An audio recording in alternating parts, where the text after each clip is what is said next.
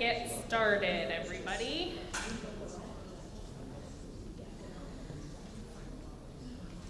We know that getting up Pyramid Vista or Sparks Boulevard at this time of night is difficult for families, so we're gonna work through the beginning of our agenda so that hopefully other people who filter in will be here right as the presentation is starting.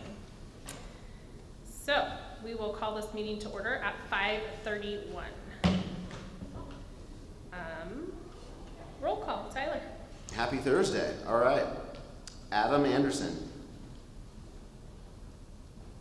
Polly Boardman. Present. Shannon Coley. Melissa Cook Sanford. Present. Kristen DeHaan. Present. Christy Essa. Absent. Darren Fleck. Present. Natalie Geisels. Christine Hull. Present. Mia Mansfield. Present. Adriana Publico. Here. Tyler Rogers. Here. Lauren Rushing. Absent. Got a quorum. Great, thank you. And if anybody else comes in, mark them present. Got it. Thank you, appreciate it. All right, a couple of housekeeping items. Thank you all for being here. We really, really appreciate it. We know that your evenings are busy, and so we appreciate you taking the time to engage with us. It is really, really important for us to engage with our community. Because this is a public meeting, we do follow Nevada Revised Statute for public comment. So if you would like to speak, there are green comment cards back there on the front table. Oh look, that's what assistant principals are for. It's like the Vanna of Sky Ranch Middle School right there. So if you want to fill those out, those green cards, and then indicate what item that you would like to speak on, and then you can give it to Kelly over here with the 2 computers and an iPad. She's like super high tech today. And she'll call your name when it's your turn. And then a couple of really important pieces for public comment. You have 3 minutes to speak. And unfortunately, we do have to keep that limit because we know we have a lot of public speakers.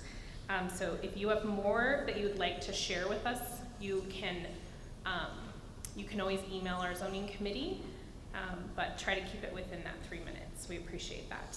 Okay, we're gonna get into item 2.01, possible action to approve the minutes for the October 19th, 2023 meeting. Do we have any discussion, changes from the committee?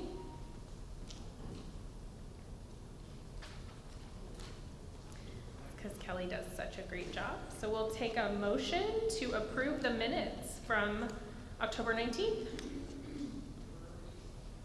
Motion to approve the minutes from October 19th. Adriana Publico for the record. Okay, do I hear a second? Kristen DeHaan, second. Thank you. Okay, any further discussion? Oh, I'm sorry, I didn't take public comment on this. Jeez. Sorry. There's no public comment. Thank you. Already messed up. Okay. All right, do we have any further discussion? All right, all those in favor say aye. Aye. Aye. All right, motion passes.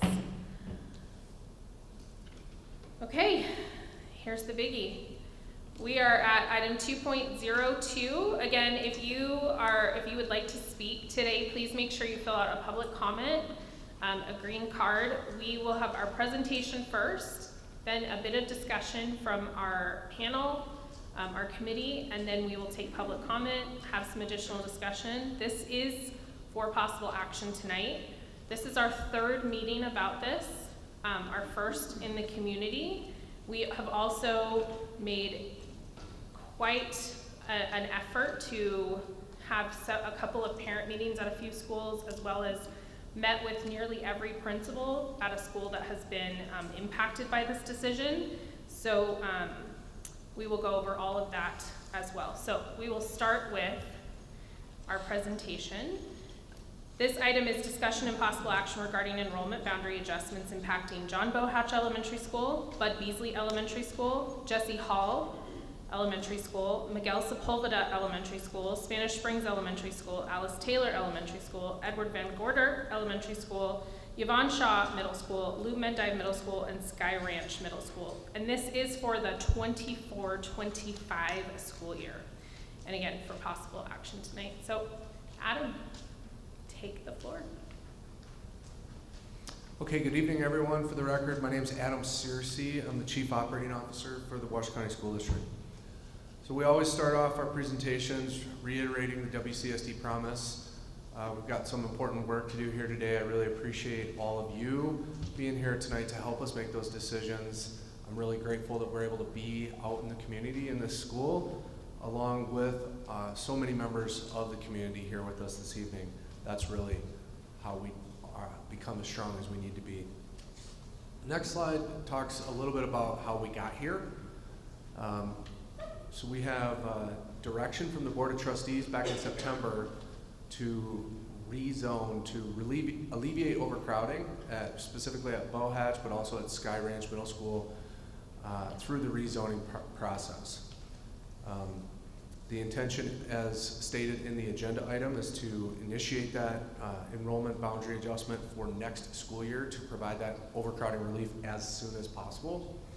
And we've discussed much of this in the September and October zoning meetings. I'll talk a little bit tonight about content that has been previously presented. Some will be re-presented tonight, some will not be. I'm explaining some of this for maybe members in the audience who haven't been at those meetings, but we've been working on this for a time, and we think we're close to being able to make a recommendation. On the next slide, this is a slide that you've seen before. I think it's really a stark recognition of some of the trends we see and have seen for quite some time in our demographics across the community. That top row is the total Washoe County population. Since 2007, it's grown by approximately 90,000 Washoe County wide. However, the next bar in gray, WCSD total enrollment, is actually declined over that same 15-year period. That lowest bar in blue, or pardon me, orange on the bottom, is the annual total number of births to Washoe County mothers, despite the increase in total population of 90,000 individuals. The last 3 years, 2020, 2021, and 2022, represent the 3 lowest years in that entire 15-year span. So it's just some really stark data that I think is grounding for this conversation.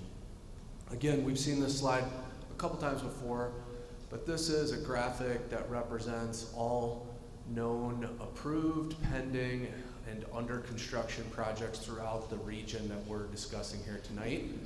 I think it's very visual. Most folks will recognize these neighborhoods. You should note the elementary school boundaries are what are depicted on the image up there in bright green. And then on the right-hand side, and we speak about this often in our meetings, how do we take population and translate it into student enrollment? How do we take future residential units, which begets population, and translate that 200 unit subdivision into how many elementary students are likely to come from that? It's basically an empirical extrapolation, right?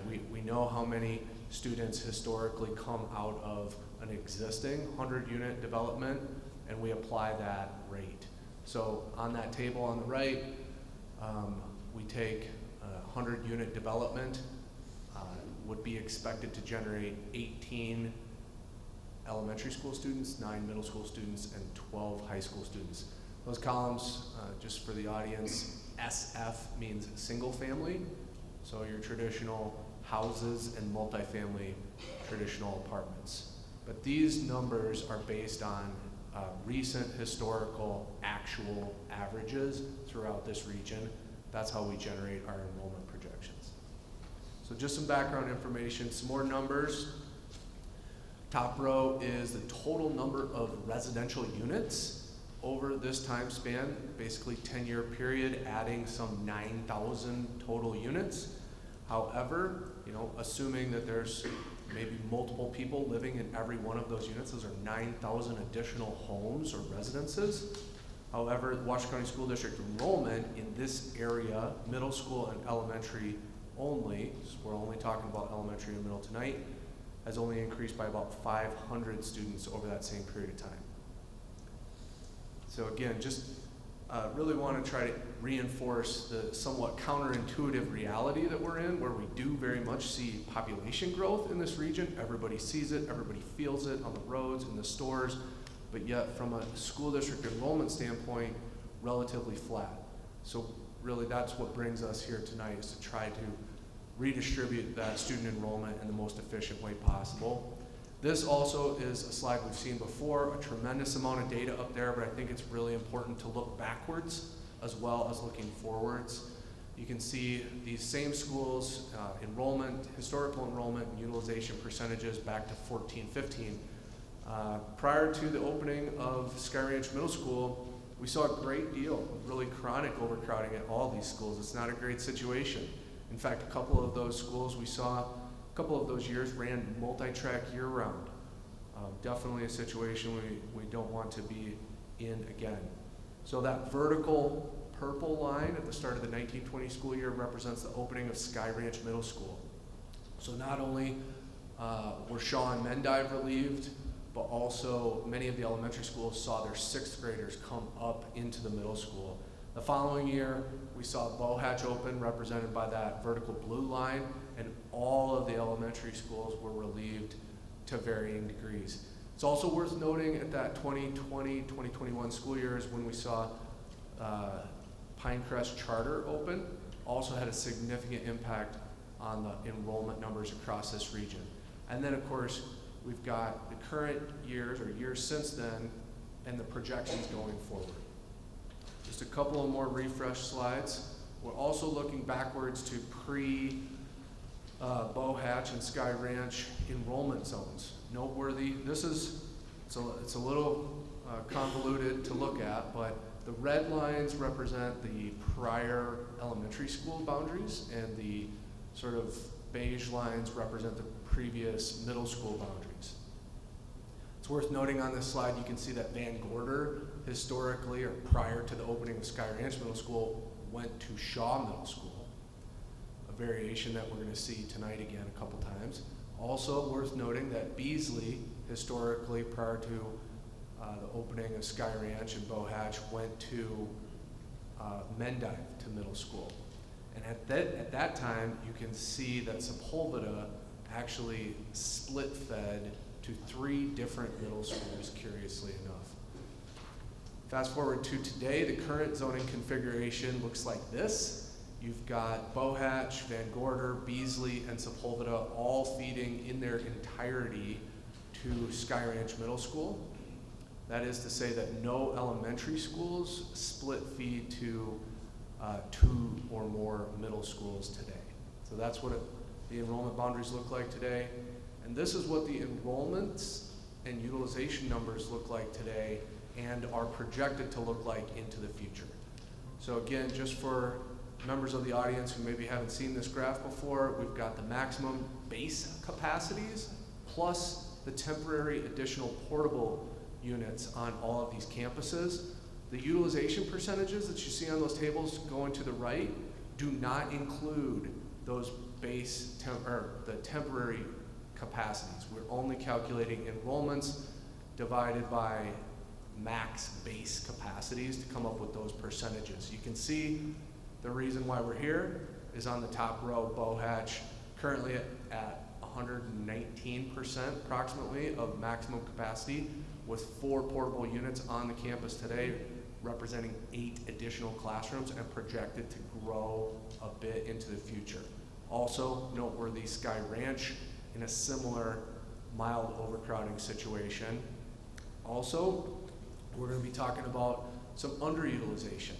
You can barely see it on the screen, but in light blue, turquoise, we've got Spanish Springs Elementary and Shaw Middle at or below 60% utilization, also not optimal for a few different reasons.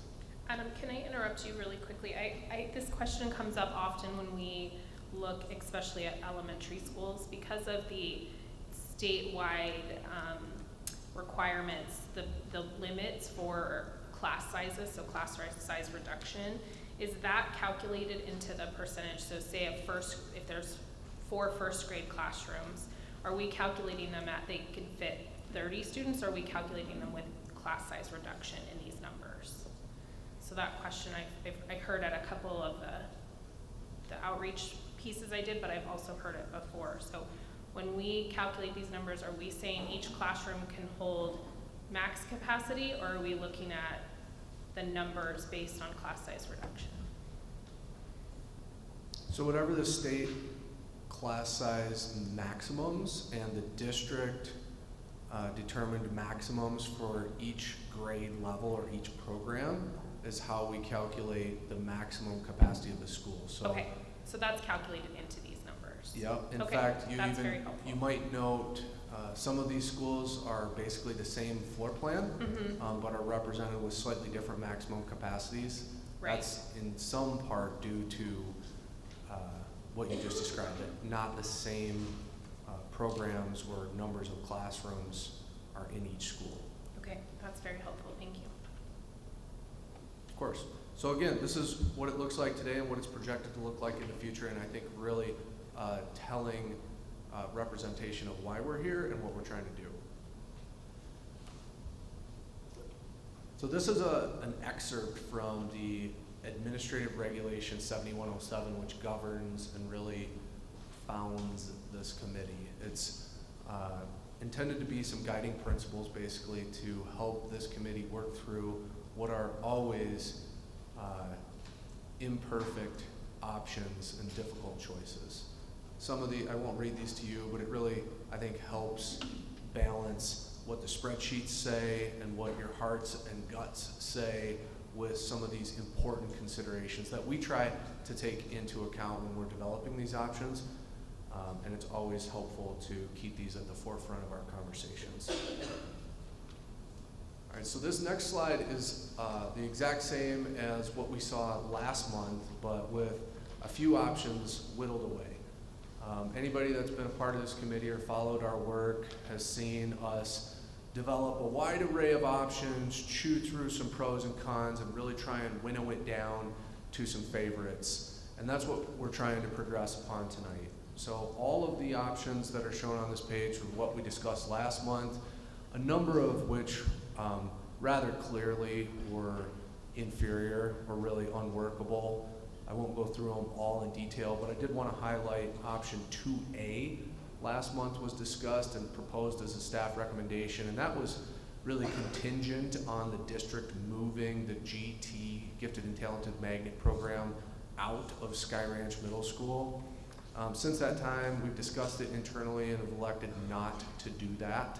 So that is not an option on the table, and therefore that option now becomes unworkable. 2B and option 3 we've seen before, we'll see again tonight, and we've got a couple of new options that we're going to consider tonight as well. This is a slide that, well, it's a topic that we brought back. We had a different slide in September to discuss this, and it was a great question last month, so we wanted to really emphasize it, make sure it's crystal clear. This refers to double rezoning. So a couple of excerpts from that administrative regulation that basically says, you know, hey, if you have to be rezoned once in your elementary, middle school, high school career, sometimes that's unavoidable, but twice really is a hardship that we need to avoid to the greatest extent possible. So unfortunately, there are several areas that are proposed for rezoning where we have specifically been able to identify some students who would potentially be in that situation. These would be current 4th graders who would be potentially entering their 5th grade year at Bow Hatch, who, if approved, would potentially be rezoned for a second time in their elementary school career.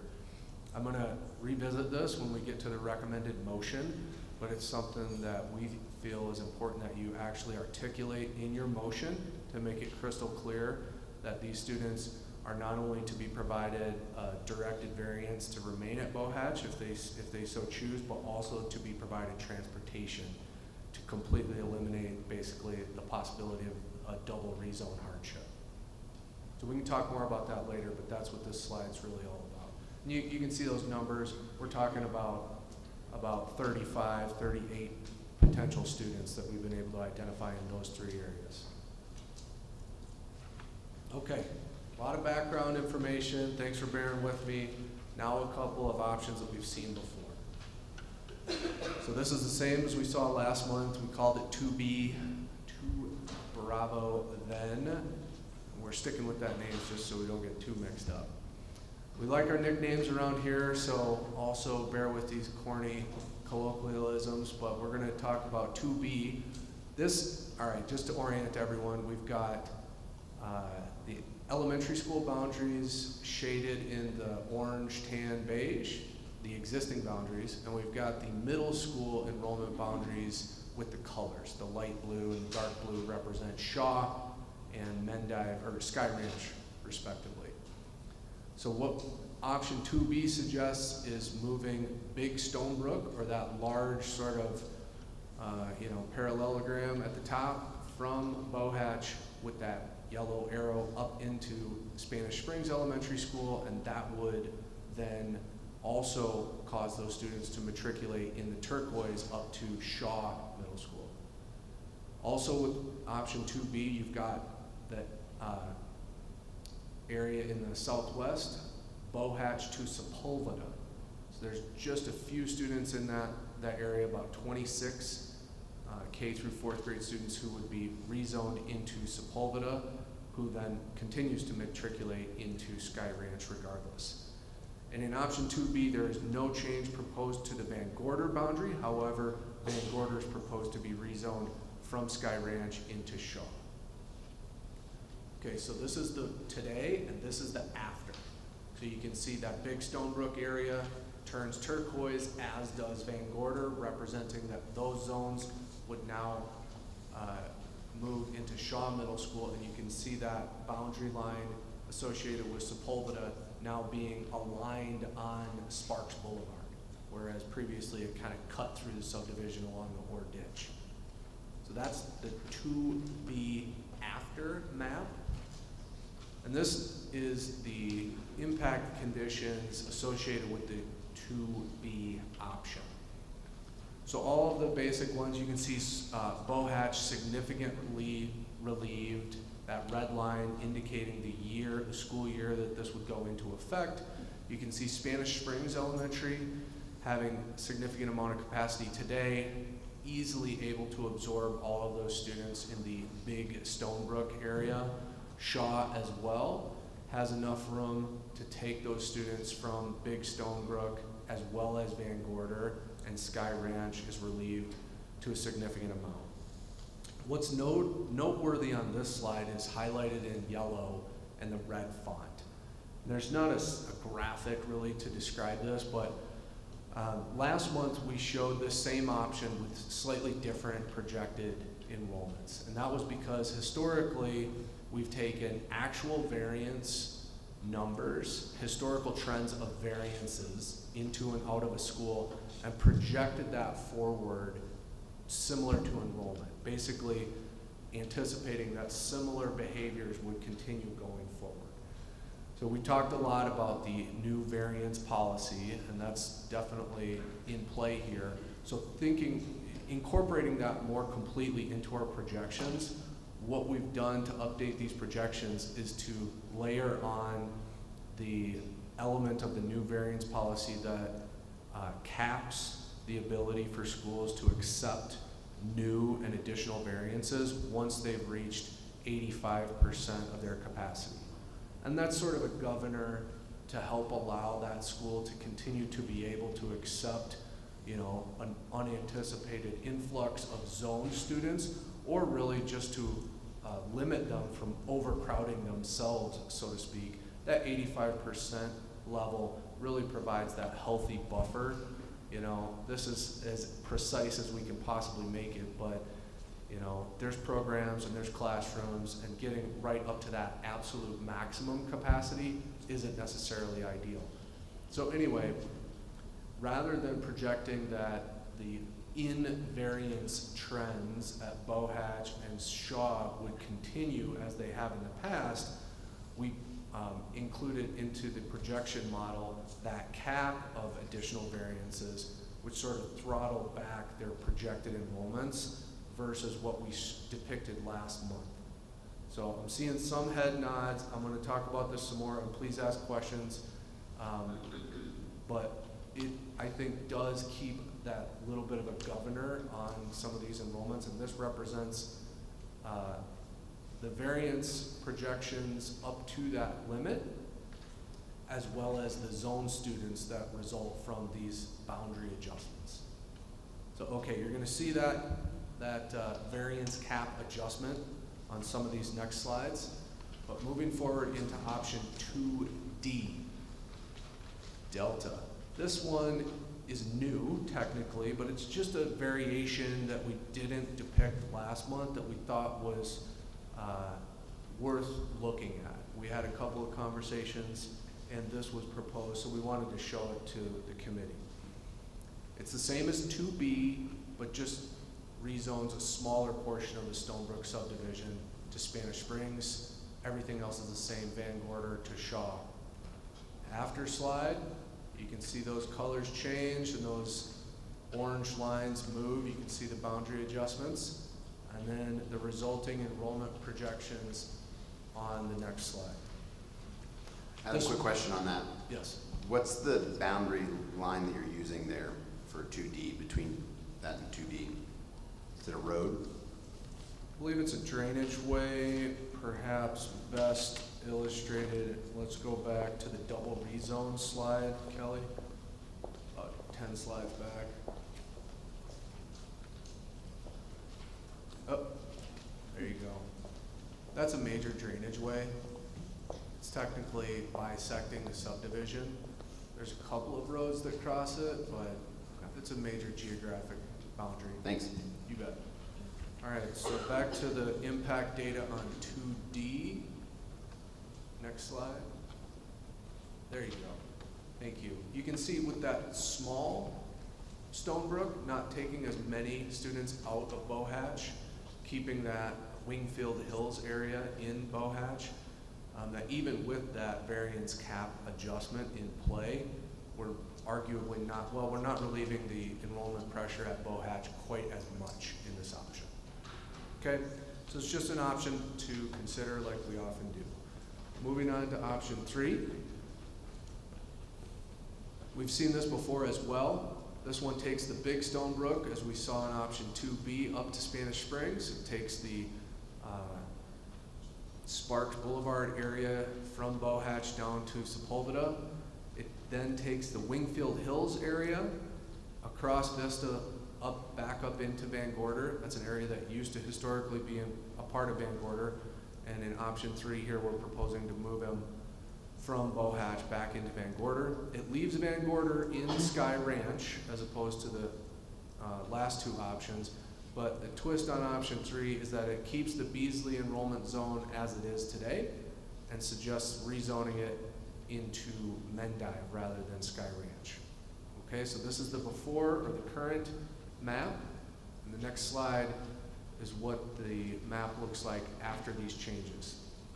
You can see that color shading over the Beasley zone change to a gray to reflect its new matriculation down to Mendive, again, where it historically went prior to the opening of the Sky Ranch. And you can see all the other changes there as well. The impact data on the next slide. Again, this is a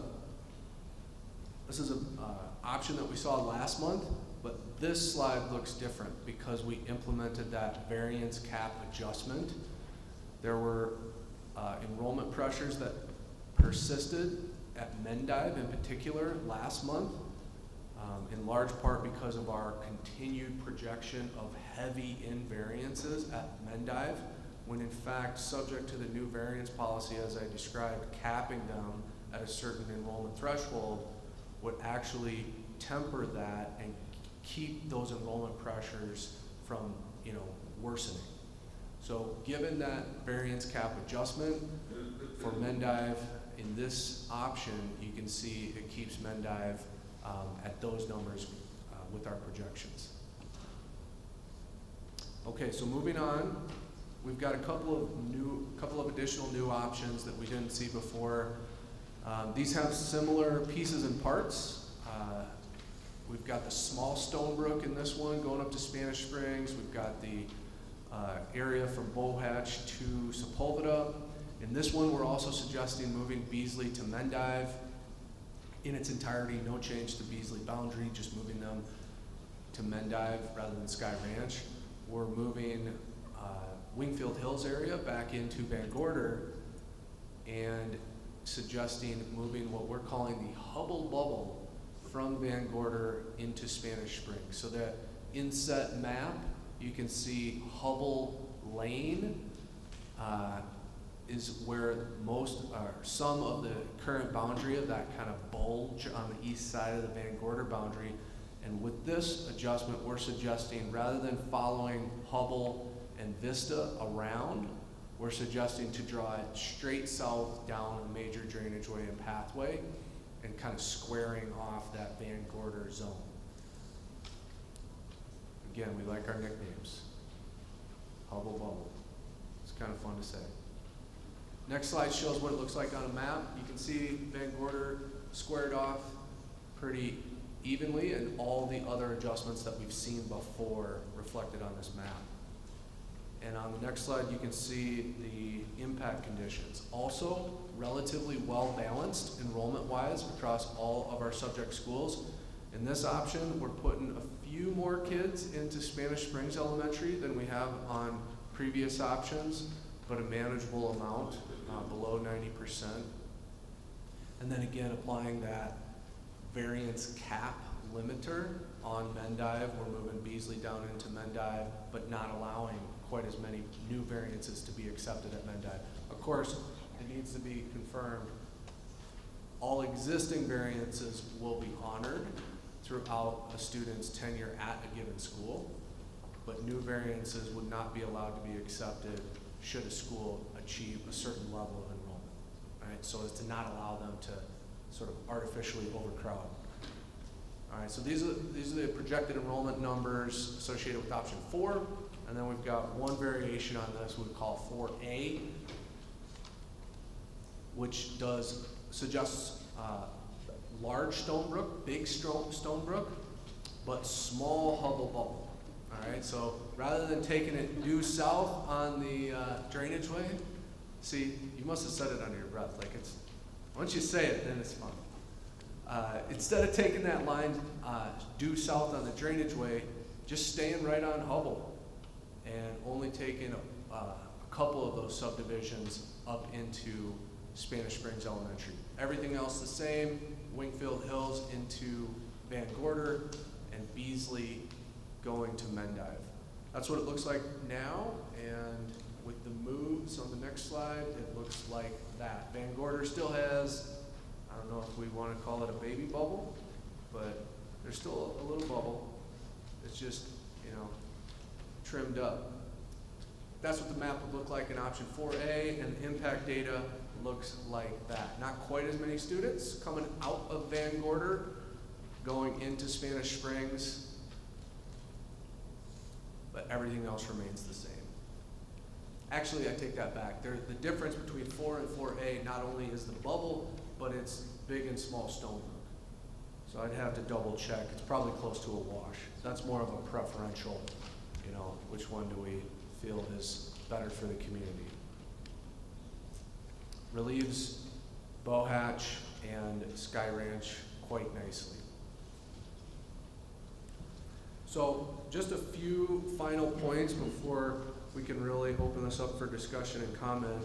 I wanted to zoom in on these two areas so that you guys fully understand this and fully understand the autonomy that you guys have to author these solutions. The Bohatch to Sepulveda option you can see on the left-hand side, kind of bounded by Kiley Parkway and Sparks Boulevard, and that Where the orange line is today is, I believe, the Ore Ditch alignment.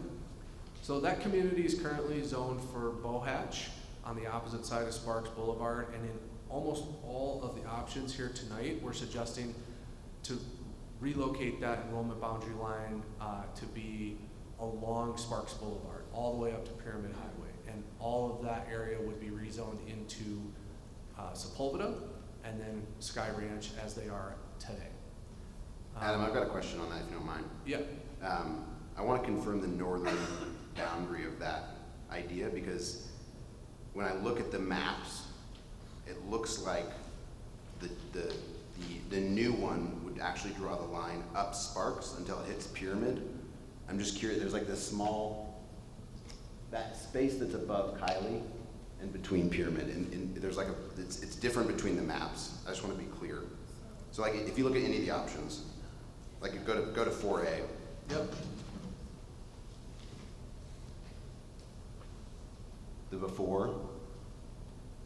So there's that little space above the red lines that is shown. So like, I'm curious but if you go to the next one, that the new yellow line is actually above it. So I want to be clear of like what's above that neighborhood. Are there houses there? Great question. We probably should have caught that and been more clear. There are not houses there currently, but there may be in the future.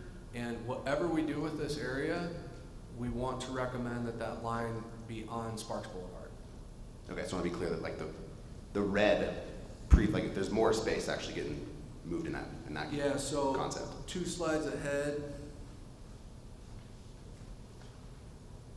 A couple more. Whoa, we went way, are we going backwards? Sorry. 30, slide 30.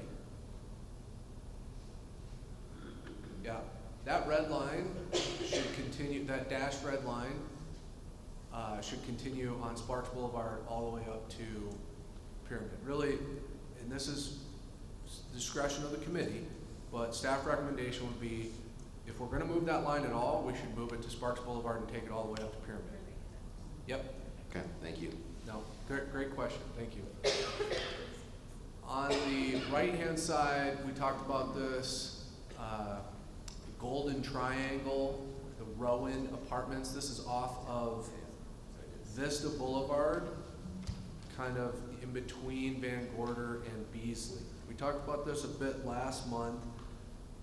It's not well depicted on another map, but I'm sure most of you are familiar with this active construction site.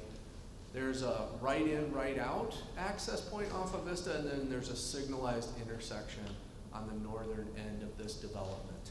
And so basically what we're trying to do with this slide is to suggest that these variants are interchangeable. All of the options that are depicted tonight show the area on the left moving from Bohatch to Sepulveda, and all of the variants on tonight, I believe, keep this area in Van Gorder.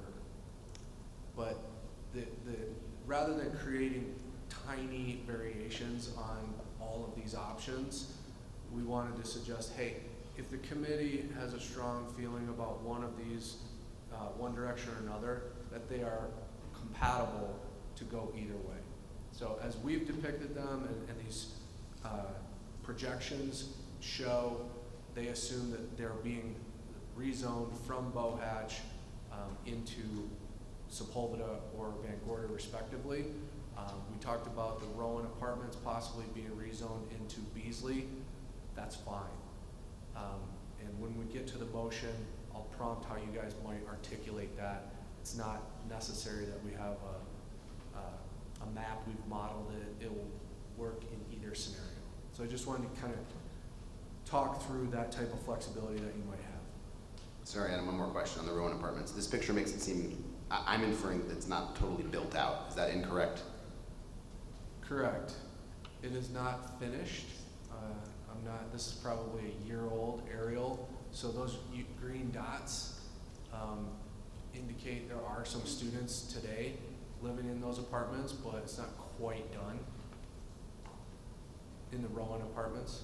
But you're saying the impact on students is the same between these two variants?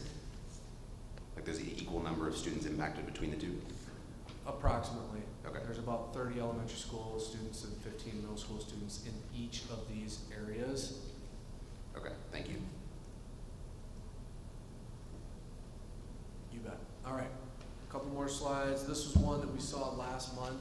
I think it's important to note, I'm not going to go through these in detail, but basically the point of this slide is to emphasize how many other elements of these enrollment projections, school classroom capacities, special programs, impacts on all of our schools are taken into consideration, not only when we develop our maximum capacities, when we develop our enrollment projections, but when we make complicated decisions like tonight. So never to be dismissive. We wanted to be thorough that all of these are taken into consideration to the best of our ability, and emphasize this again tonight.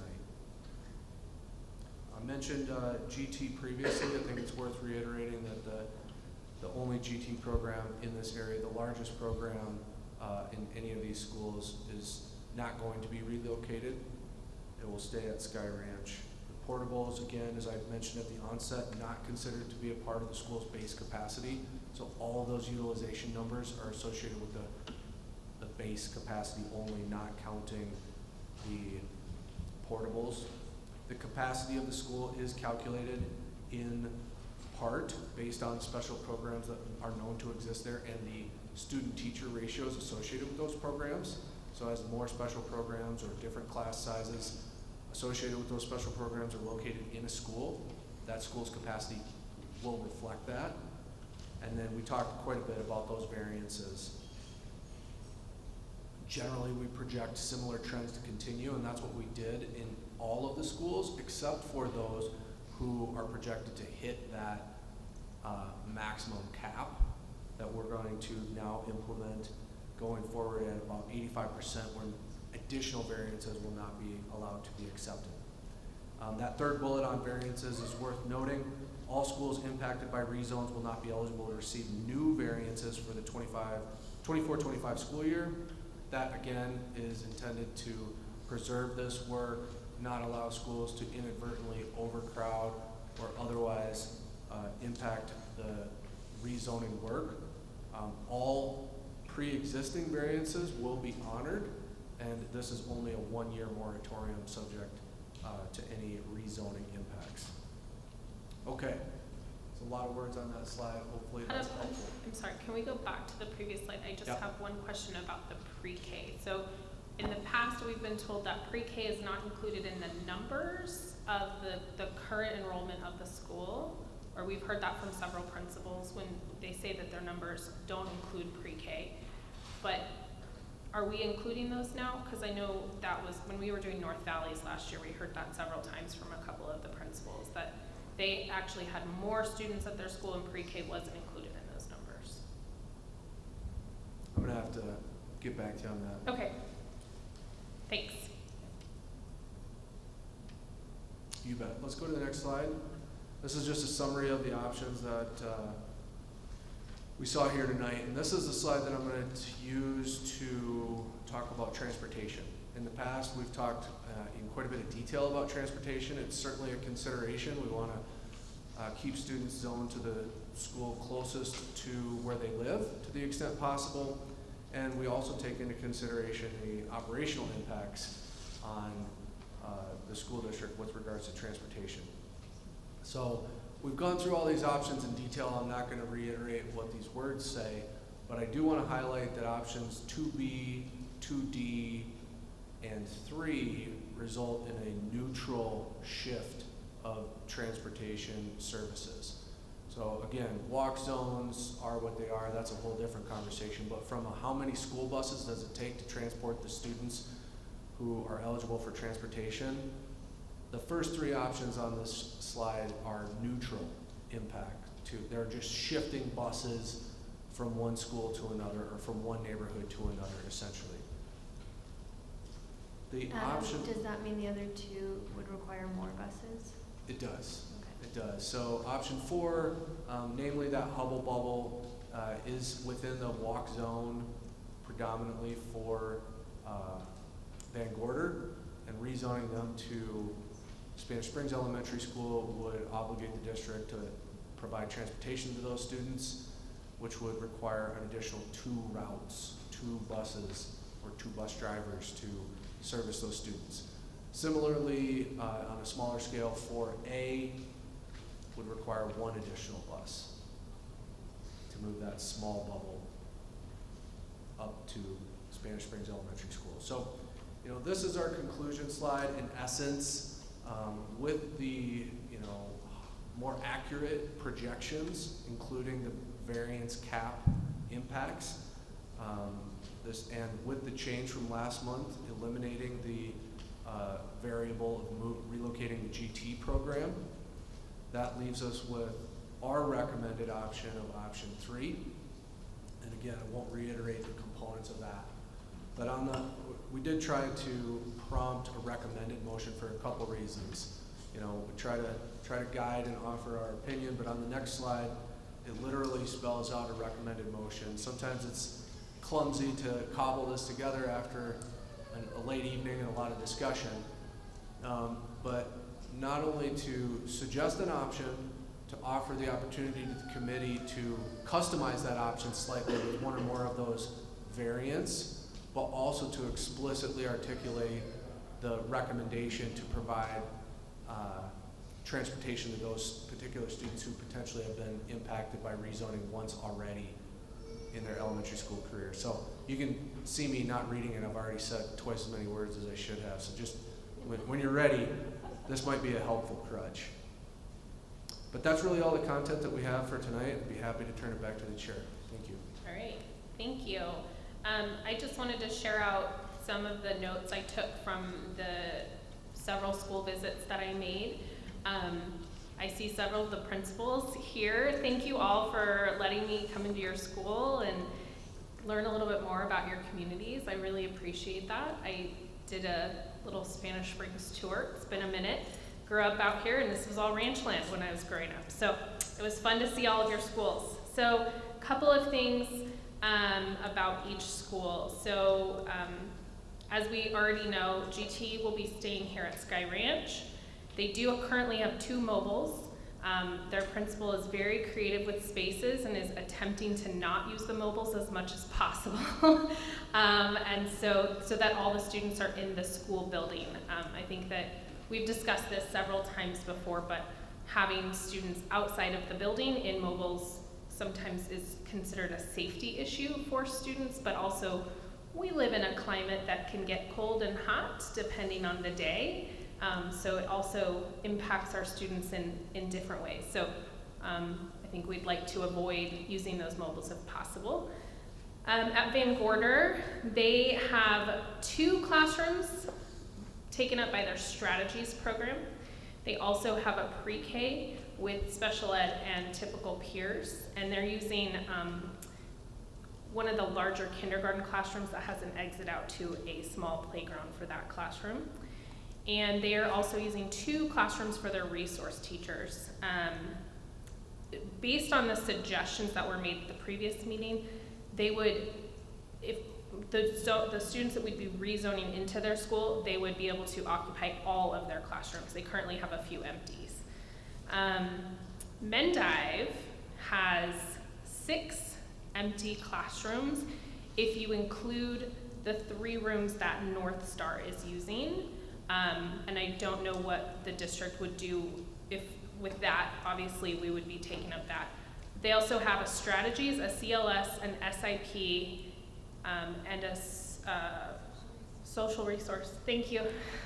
I was like, what did I write that acronym for? I was going to look over to Darren. So they have 4 classrooms currently taken up by special ed programs. Those are various special ed programs that we have in the district, as well as 3 rooms by North Star, which is one of our online schools in the district. But I think that the district would make some other decisions. But they do have plenty of room and are very happy to take new students. as the principal shared with us. Shaw has at least 7 rooms empty and has had to cancel their Spanish language program at their school. I think Mendive did too, right?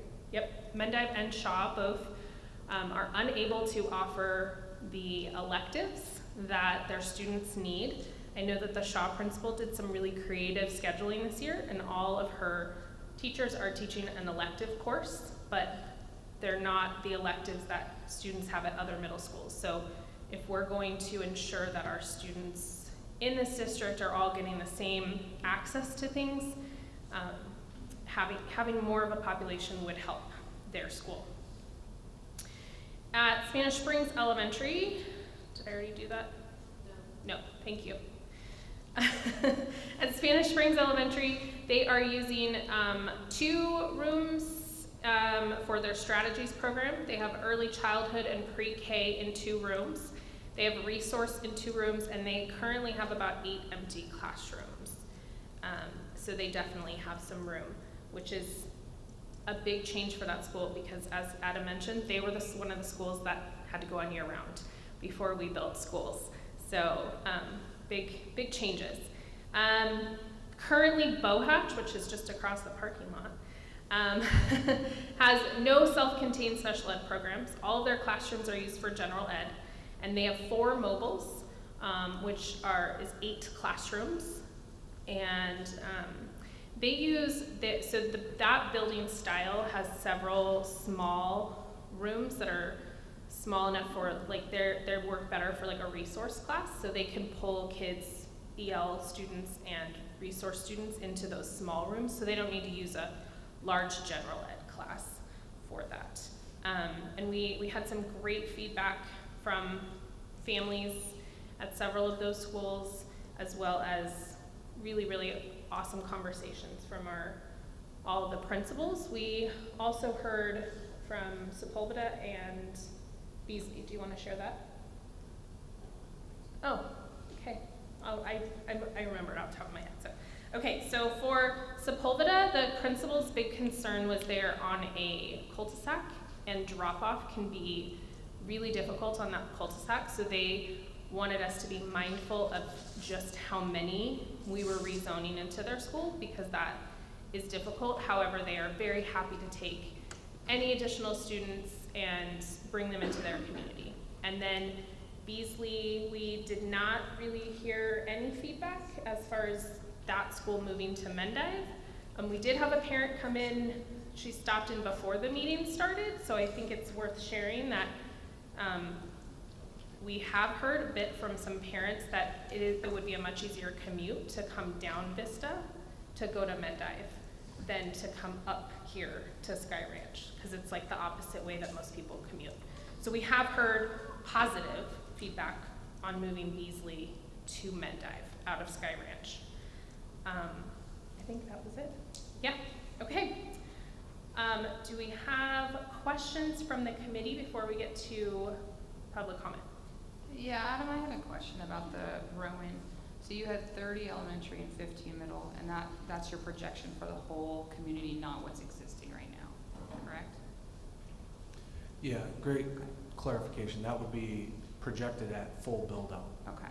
And then our numbers, like in option 3 for Mendive, don't include those 30, 15 matriculating through there. So they would be, I mean, we're starting out at 94%, so they would be higher even than that if we moved the Roman apartments into Mendive. Simplistically, if we moved the Roman apartments into Beasley, which then would matriculate into Mendive in option 3, it would increase the Mendive enrollment by approximately 15 students. By next school year, I'm not honestly sure the total build-out status, right? They might not even be completely built, but there would be a few students coming from that complex that would end up being rezoned to Mendive, yes. Thanks. Adam, I just remembered one question I had from a few families about La Posada. Is that already currently a road that we do consider for transportation? It is, Okay, yep. I thought so. After driving on it, I Right now, made the just, leap on that one. to be clear, there's no students that are not outside of the walk zone on that have to cross, you know, right? So, I don't know, slide number here. Yeah. Flip back. Well, and I flip. think in any of the. We would, Yeah, in like any the of them- Stonebrook moves. Right, any of those the students- Stonebrook moves would require kids to go across La Posada, so. That's right, They would be provided transportation. correct. Okay. Thank you. Adam, I've got 2 questions, if you don't mind. We've heard both from, I think, the Shaw and the Mendive principals, or at least communities, that it'd be nicer to have more students that can offer those special programs. We've heard that they can't. Do you know how many more students they need, or if any of these options give them the adequate enrollment to be able to offer those programs? And if not, if they're in the audience, if they could participate in public comment, and like, I'd like to know if these options get them the levels that they need to offer some of those programs. I see the Shaw principal, so she can correct me if I'm wrong, but I believe, based on my conversations with all 3 principals, the 900 to 1,000 range is really healthy for their schools. Jill's shaking her head at me. Thanks, Jill. Okay. I can see it, yeah. Sweet. So somewhere between 900 to 1,000 is a solid number for them to be able to offer electives. I think all the buildings provide more space than that, but if we can get them to at least 900 to 1,000, that is ideal. Okay, thank you. And then the second question, that community that I was calling out, sort of where the line is, it's 24 students, I think, based on what I think I saw in the first option. It seems, I'm curious why that you included that small bubble in all the options. Is it like, is 24, yeah, I'm curious, because that just stood out to me. There's like, a lot of the options have fairly large swaths, but that one is very targeted. And I'm curious the logic to leave that small section, and I guess I forget the name that we're calling it, but it's the small bubble on the left. Yeah, Why I that? couldn't come up with a catchy nickname for that. Let me know what you think. I mean, honestly, that Sparks Boulevard geographic boundary just kind of stuck out at us as being maybe a superior place to draw that boundary line. And then when we're looking to relieve the enrollment pressures at Bohatch, just looking at ways to do that, that looked like a relatively obvious, you know, whether it was 24 kids or 100 kids, that looked like an area that we could solve this problem in a reasonable fashion. That's Okay. the entirety of the logic. Thank you.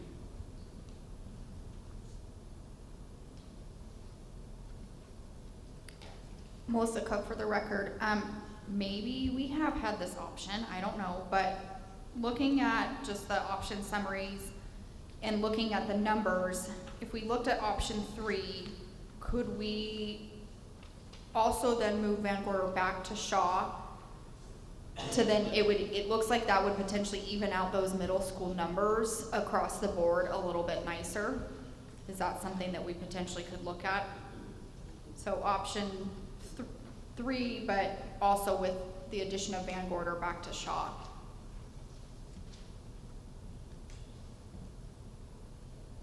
We can look at anything.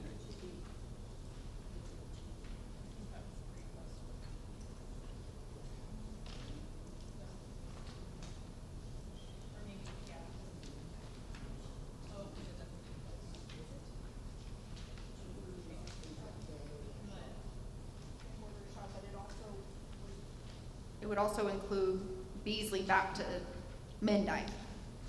So we don't have it where there's 2, right?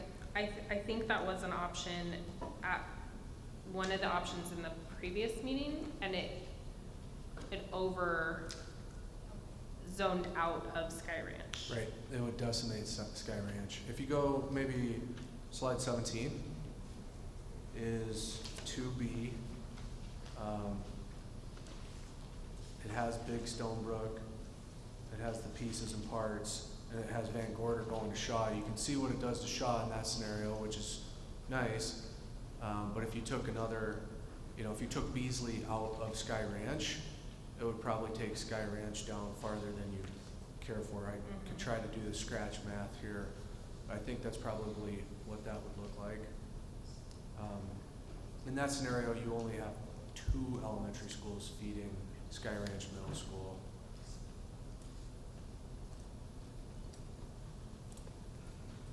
Right.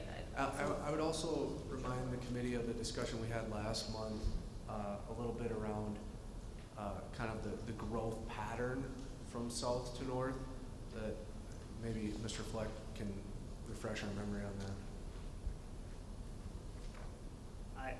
I just think in order to keep from, I think all the plans, the staff recommendation in 4 and 4A are good. Any error we have, any error is going to take place further north.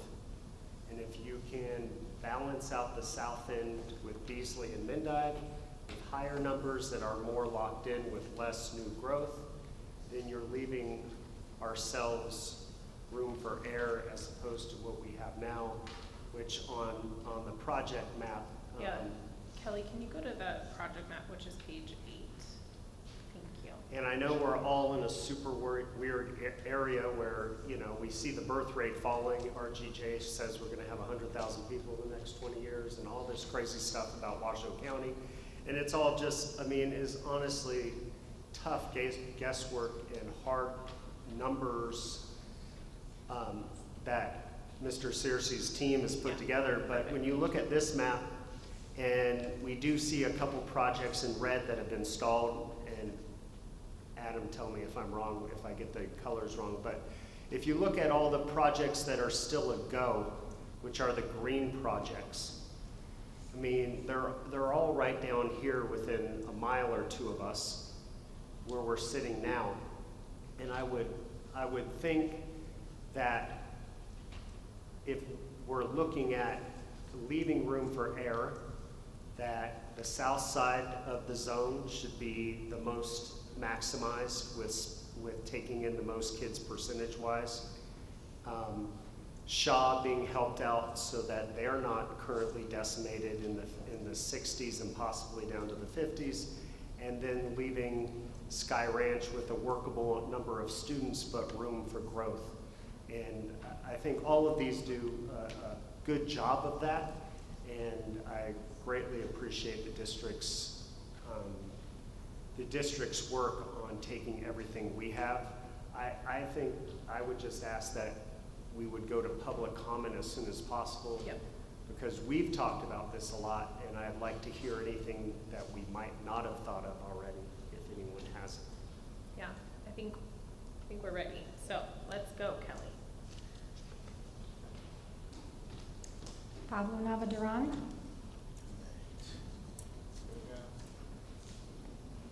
Hi, Hello, Pablo. guys. Thank you for being here. Hello guys, so I like all the options, so I could pick a number to guess. So number 5 gotta be option D. Did not believe overcrowded.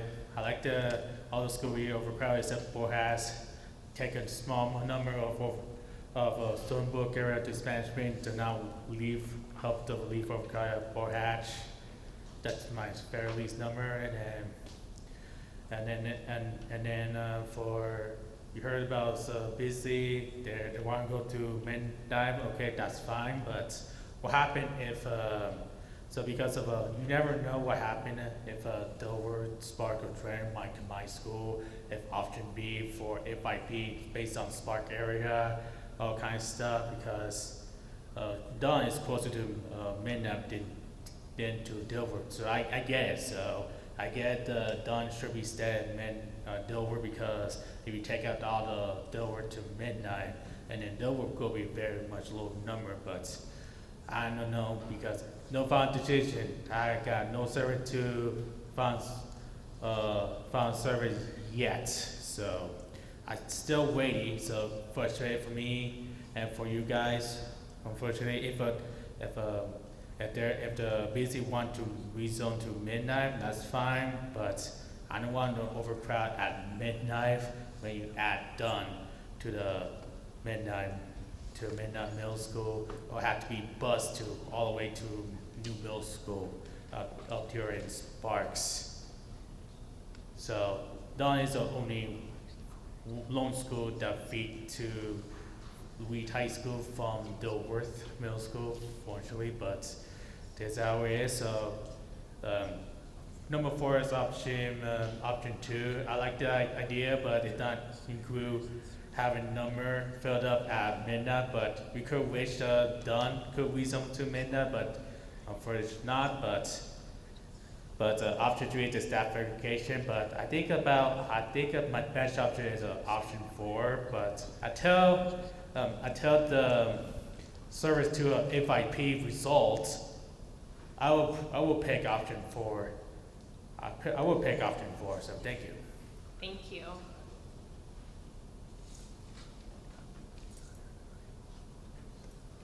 Erin Atkinson. Hi, Erin. Thank you for being here. For sure. All right, thank you. I'm Erin Atkinson. I've sent in a few public comments before, and I just wanted to continue to advocate for our little neighborhood. We're that one at Pyramid and Sparks where there's that build-out zone. And so I have just some concerns with the proposed plans for our neighborhood. And I put some notes on here based on what you had talked about, so my nice speech is gone. But really, I have my concerns don't lie with the quality of education that Sepulveda provides. I'm more concerned with the geographical and logistical issues, especially the traffic on Ion that I know the principal of Sepulveda kind of addressed with that roundabout. It's real iffy street there. And then with regard to that development plan in our packet today, shows also that that little area that you, Tyler, had referenced, that is slated for approved build out. And so those would be more homes going into Sepulveda where they are projected to go up. But my big concern that I have as a parent and an educator is that I find that there could be a social emotional impact on our neighborhood that is unique to us versus others. And it's kind of complicated the way I'm going to have to say this, but I know that the district has made accommodations for the small group of incoming 5th graders and their siblings to be able to stay at their previously zoned school. But my focus is on our neighborhood with families like mine who don't qualify for that accommodation. And when I look at the zones and the proposed zone boundaries for most of all the other schools, they were existing prior to the ones that existed prior to August 2020 when Bow Hatch opened. Those schools are getting, or those neighborhoods are getting to go back to those original schools, versus our family and our neighborhood will be going to a 3rd school instead of a 2nd one. We came out of Hall, we're moved into Bow Hatch, and now we would be potentially moving into Sepulveda. And so my son is aging out, he's coming here to Sky Ranch, but now we're looking at moving my daughter, and the stress that I'm concerned with is the obstacle on families and for parents to overcome with moving to a 3rd school and having to learn a new, oops, I lost my time. I'm having to navigate a new school with the new expectations, coordinate new before and after school care, make new friends, get to know families, all that come with entering into a new community. And not to say that this transition won't be difficult for the other families that are getting pushed into either Van Gorder or Spanish Springs, but having a 3rd school as a family is a little bit stressful, and so I'm in close time. I've talked really fast, I'm sorry. And I just kindly ask that the committee consider adopting that proposed variant of our little triangle there, which I don't have a fancy name for either. To stay at Bow Hatch just for the stability of our families that do live in that area. So, thank you. Thank you very much, Erin. Courtney McPeterson.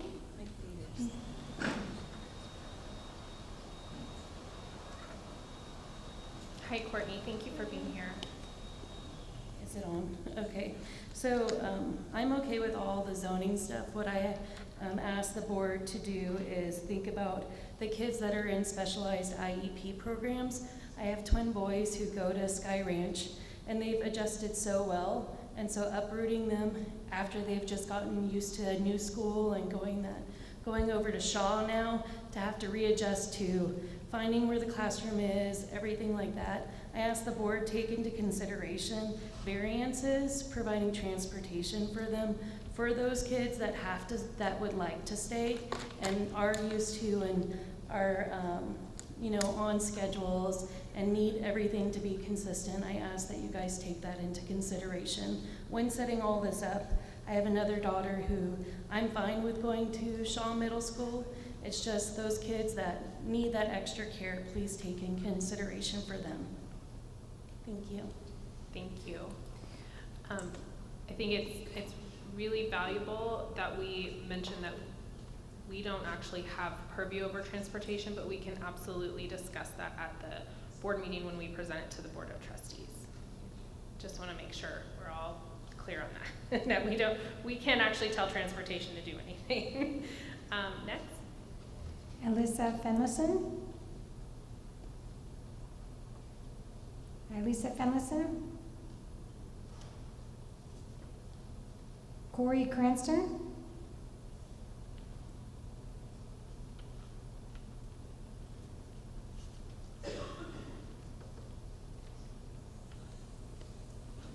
Hello. Hi, thank you for being here. Thank you. So I wrote a little speech. I'm going to read it off. So I'm just here to express my concerns regarding the recent discussions to possibly relocate my children from Bohatch Elementary to Sky Ranch. I have a child in each due to our move into the new Stonebrook community houses. So our initial move into Stonebrook was just a year ago. It involved a thoughtful process of selecting Bohatch and Sky Ranch based on a variety of factors, including the well-being and education of our children, and now we are facing the prospect of having to move them once again just a year later. And so it was brought up earlier about the double rezoning, how detrimental it is to children, and that's kind of what's happening to us in the Stonebrook community. It's a year or two old, so most of the people that live there have been there for a year or two. So having to remove our children from that school, put them into a new school again is going to be pretty hard on them. It was already hard moving them from South Reno out to here, and having to do that to them again, I just don't want to have that conversation with them again. So just having a conversation about maybe special variances for people in that community who want to keep their children where they're at for the next, she's in 3rd grade, so two years, and he's in 7th, so I don't know how the variances would work for 7th to 8th grade. So just keeping that in mind. Thank you. Thank you very much. Rachel McCray.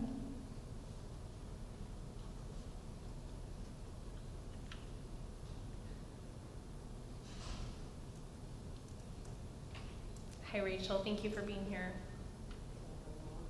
I know, it's like a nice aisle away. First of all, thank you very much for allowing me to speak, since I have absolutely no power, anything besides being a single mom. I too live in the Stonebrook community. A lot of research, and actually my house was chosen because of the school district and where my child would be going to school. First it was Van Gordon, then it got switched to Bohatch. And those are okay. However, knowing that my daughter is now going to move to Spanish Springs, if all these options say that the Bohatch will be moving to the Spanish Springs Elementary, which I don't know anything about them, but just a quick little Google research, my concern is the quality of education that my daughter is going to receive.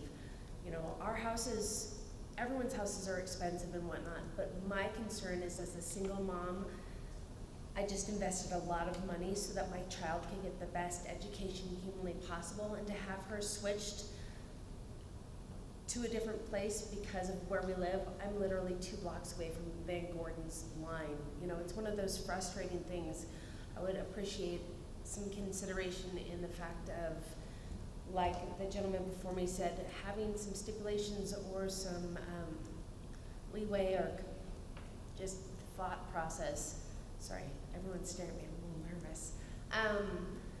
But basically just, you know, that's a new community. It seems slightly unfair that because we're new, we don't hold the stability or the grandfathering in of things where, you know, we had to move, and I specifically chose these areas to go to these schools specifically. So to have that option taken away from me is really unsettling. I'm still kind of learning. I'm new, you know, she's in kindergarten, she's still young and pliable, but I really do worry about the concern, because I didn't pick anything for aesthetics. I literally picked my home because of school zones. So if you could please take that into consideration for the people who are already established here, I would truly appreciate it. Thank you. Thank you. Jim Burdine.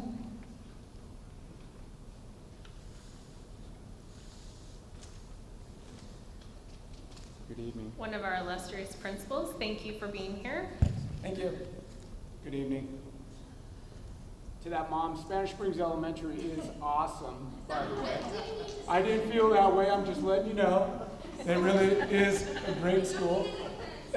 Not offended at all.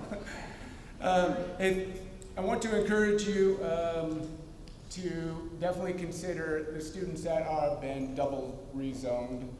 We had this meeting probably 5 years ago where we stood up here and suggested that, you know, maybe we don't move Stone Brook at the time because it might have been a little bit too much, but who doesn't want to go to a brand new school, right? That's exciting. So I can see why that happened at that time, but having to move those kids again, possibly back to Spanish Springs Elementary, I love that there's a consideration for actually keeping them at the current school that they're at and providing transportation for them as well. So I would encourage that that happens for those families or those students that might be on that double rezone. You guys have tough decisions to make. Spanish Springs Elementary is in support of all of those options up there. We've been at 1,000 kids at one time. We did the multi-track. We sat here in front of you 5 years ago, 4 years ago to do this as well. And we're happy to support those kids and bring them into our school and transition them, and they will do great at Spanish Springs. I would just like to say one more recommendation. Mr. Searcy, 5 years ago we had these same maps and we still use those cute little green dots. Maybe we can have different colors on the next time around, like purple dots or bright orange dots or something like that maybe. Yeah? Spanish Springs is happy to have the kids, bring them our way. Whichever decision you do, we'll support it. Okay? Thank you. Thank you. That's the Spanish Springs Elementary School principal for any of you who are considering making a phone call to him after the board makes their decision on the 28th. That's who you'll be calling. Next. Kim Crowley. And this is our Shaw Middle School principal. For those of you who might have students moving to Shaw Middle School, hi Kim, thank you for being here. Thank you so much, I appreciate it. I wanted to sort of reiterate a couple of things that I presented at the first meeting a few months ago, because I think they're very critical. And that is about programming. With a middle school, it's a very unique entity, I believe.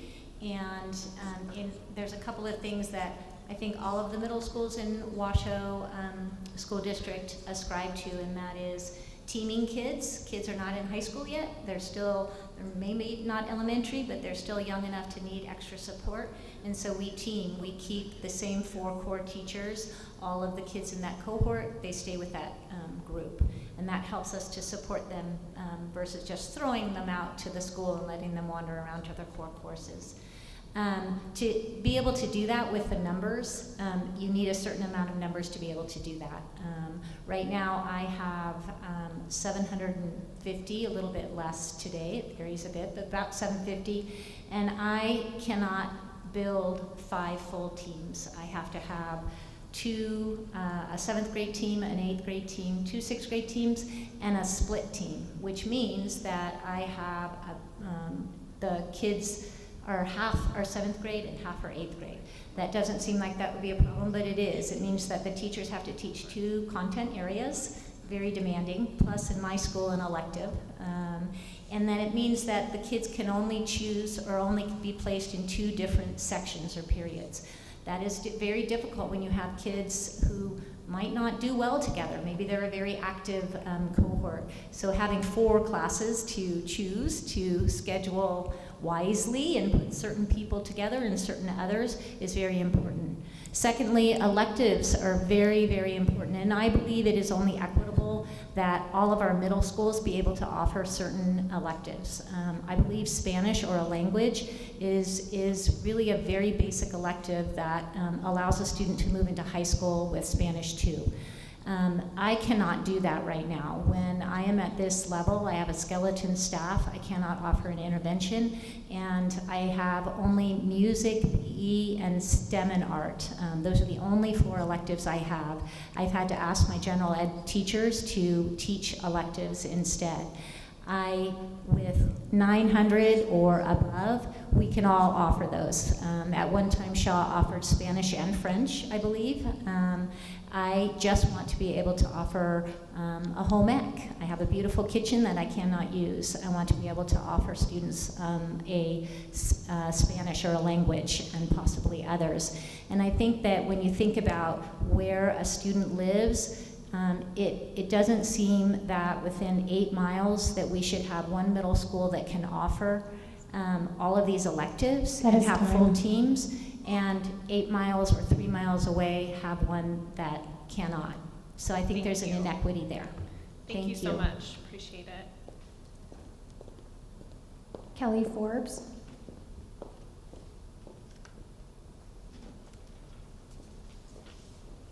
Hi, Kelly. Thank you for being here. Hi. Okay, I really don't like public speaking, so I will try my best to get through this.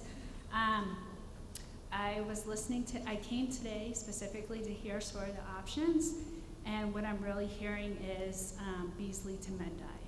And I will speak as a parent. I do have a background of social work and counseling, and I've been a school counselor, so I do understand, like, you're not going to please everyone, but I just want you to hear the perspective from a parent. I also heard you mention in your meeting that you said that you've heard a lot of positive things from the parents from Beasley to Mendive. However, my children right now are at Sky Ranch. I have a 6th and a 7th grader. So I'm more concerned about them and how it impacts them and their well-being.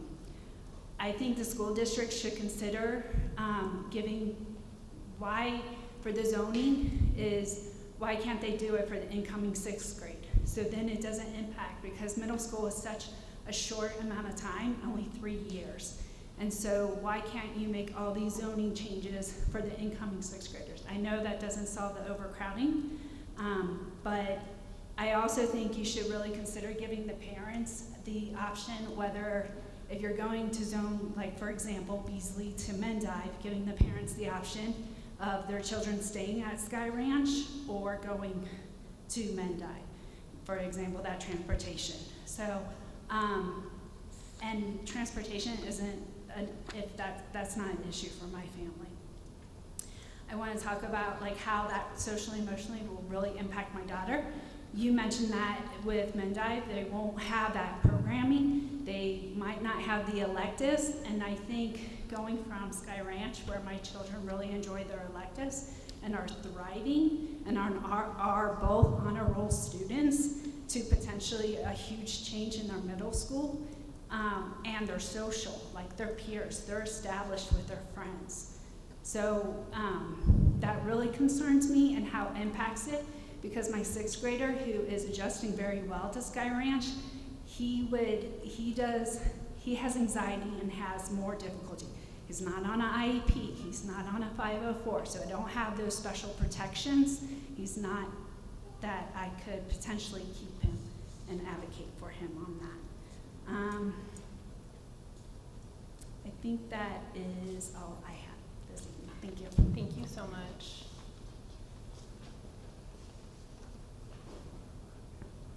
Jonathan Phillips.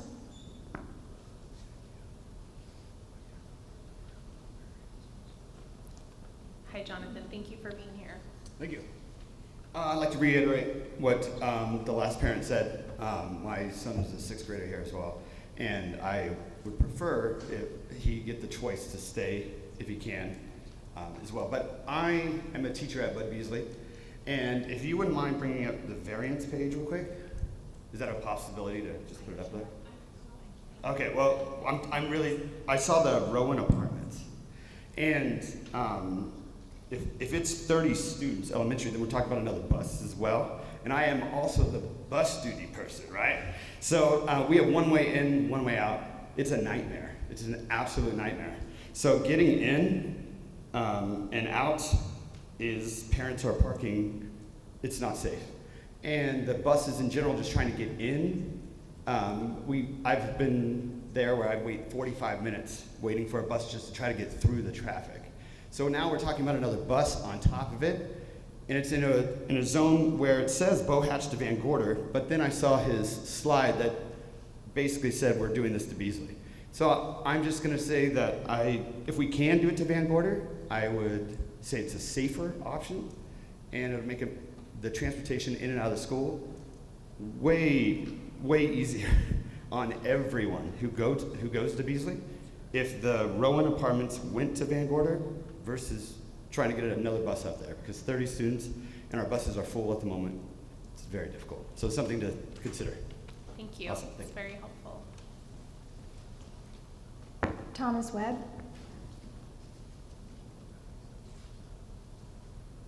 Hi, Thomas. Thank you for being here. I just basically wanted to just kind of echo two things that were already said, but one was I just wanted to know if there's any possibility that variance can be offered for kids going into 4th grade. We have one kid who's going into 6th grade, so she'll be in the middle school, but we have another kid who just started, and he's gonna have to switch schools again. We're also in that the other thing I was gonna ask about or mention is we're in that little area between Sparks and Pyramid. And just like the other person mentioned, I can see why it logically makes sense to draw around that road, but we're also geographically closer to Bow Hatch, and it's just kind of what our older kid has already been going there, and it's just what she's used to. So it'd be nice if we didn't have to switch schools again, even if technically our younger kid never actually went to Jesse Hall. It is like our kids combined were rezoned twice, basically, or will have been rezoned twice. Thank you very much. Do we have any other public comment? Lisa Finlayson. Let's go. There's no more public comment. Okay. I think a couple of things that came up that bear an opportunity for us to discuss. So a lot of questions about variances. So Adam, if you could help us out with this just to clarify. So for everybody in the audience, students who are currently in 4th grade or 7th grade would be allowed to stay at their current school. They would not, however, get transportation unless they are part of the double rezone. That is a school district policy. That's always been the case with when we rezone.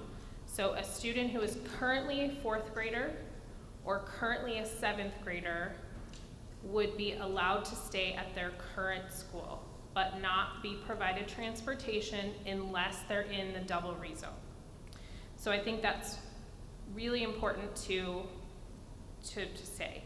I also believe that we've always been very flexible. Our schools have, with siblings of those students, can stay at their current school. I believe that's always been the case. The line on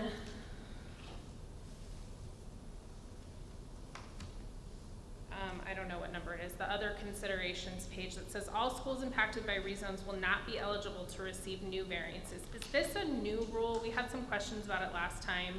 We seem to have had a lot of questions from families in emailed public comment tonight at the couple of parent meetings. I was able to attend the PTA meetings. Can we get some clarity on that? Is that due to the new zone, open variance policy in the district? Yeah, that's an element of the new variance policy that was just enacted last summer. Okay. Yep. Okay, so it sounds to me that we have a lot of families who have some serious concerns about that new policy, and so my suggestion would be to please reach out to your trustee on that so that they understand that's where your concern is at. And then when we present to the Board of Trustees, they can have a conversation about that. We are not able to change a board policy because we're not elected officials. We're just here on this committee, all appointed to the committee, so we cannot make that change, nor can we ask the board to make that change, but we hear you, and we hear that a lot of you are really concerned. So to clarify, if you have a child that you would like to stay at the current school and because of the new variance policy would be unable to for the next year, we ask that you reach out to your trustee so that they're aware that this is a conversation that your families are having. Because we can't make that recommendation to change a variance policy. That's not in our purview. To follow on to that, I'm wondering if that cap comes into play only at 85% plus capacity. Am I remembering that correctly? No, the way the variance policy was enacted last school year and is intended to be applied going forward is that all schools will be limited to accepting only as many variances up to that 85% threshold, but that also, and all schools who are affected by a rezoning change are not allowed to accept new variances for the school year that the variance change goes into effect. So it's both. Including students who were already attending prior to the rezone. Any student who was attending on a variance, those variances will be honored for the time they're in that school. It's just new variances. So if you're a third grader at Bohatch and you're being rezoned to Spanish Springs Elementary, Bohatch will not be able to accept a variance for you to continue to stay at Bohatch because of this element of the variance policy. Okay. Before you go on, I just wanted to say that the trustees, just in case you don't know who they are for our area, it is Joe Rodriguez and Adam Mayberry. Thank you. Very helpful. And you can find their email addresses on the district website. And I know Trustee Mayberry and Trustee Rodriguez have been really present in this process, and they're aware that this is a concern of the families. And so they would gladly receive your input on that. The other thing that came up a couple of times that I want to clarify, I think that it's really important that as soon as both Mendive and Shaw receive additional students, that means they would get additional allocations.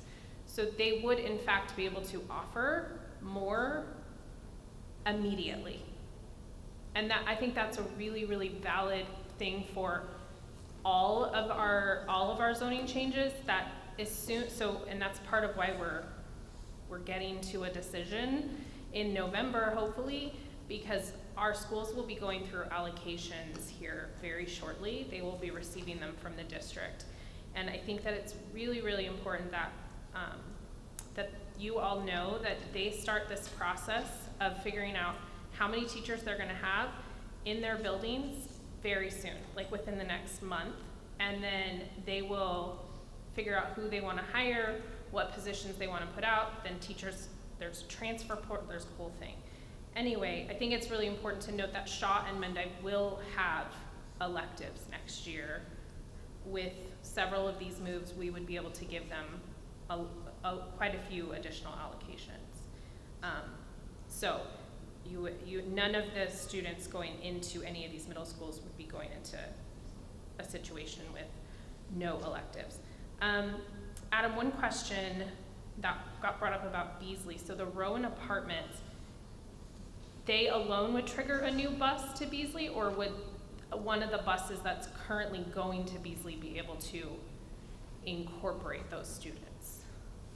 That, okay. They would be absorbed into an existing route. Okay. Whether they're going to Van Gorder or going to Beasley. Okay, so either way, there's already a route that would just include them. Okay, that's helpful. So the only additional buses occur because of the Hubble bubble, because some of those students are currently in a walk zone. If we were to do any part of option 4, they would then have to be bused to Spanish Springs, correct?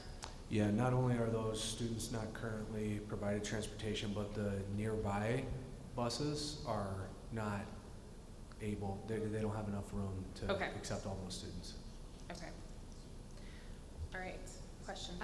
I have a question with the new policy, because you had mentioned siblings. So if a sibling was in 3rd grade or 2nd grade, they would not get the variance? No, as Chair Hull described, the students in the highest grade rising, they kind of term it, so 4th grade or 7th grade, as well as their siblings. No transportation in that instance, but siblings are included in that as a part of that regulation. Thank you. Anything else? I know this is Yeah, hard. Polly Boardman for the record. I want to talk about the Pyramid Sparks pyramid thing. I mean, it's closer, as the parents were talking about, it is closer to Bohatch. It would add, I mean, it looks like the numbers would kind of be flipped, right? I mean, Bohatch would get, say, 79, 80, and then Sepulveda would be down a little bit. And then we heard that, you know, it's tighter in the Sepulveda area. So could we consider potentially, if we did the Rowan variant plus the opposite variant back in? What are your guys' thoughts on that? Yeah, I think I'm on. Just hearing the thoughts on that, it seems as though it makes a lot of sense to take that out of play in the decision. I mean, Adam, you might have a reason not to, but I was just wondering that because the numbers are pretty close, and they are pretty close to those schools. Nope, I think your logic is sound, and it's that's why we put those variants in there, because it is a little more subjective, and to give you guys kind of the opportunity to discuss it and craft your own final motion. Just to clarify, all of these scenarios include the movement of that area and the Rowan Apartments to Van Gorder. So the Sparks Triangle, to just try and give it a name, right? The variant on the left is moving to Sepulveda in all of the base options. Are you following? Yeah, so I'm saying, what if we don't move that triangle? Understand. Okay. That's totally an option. Your analysis of it is sound. I don't have any counter to that, and just figure out how you articulate it in your motion. I just wanted to clarify that that's moving to Sepulveda in every base option, and Rowan's moving to Van Gorder in every base option. If you want to do it the other way, it works. Okay. I have to say that with option 4, I think, yes, option 4, I feel like we've done a little bit better with Shaw in that option. I think that was one of the issues that we had last time, is it just felt like there wasn't it was either we overcrowd Shaw or we keep it undercrowded. So I do understand adding buses is not something that we try to do if we can avoid it.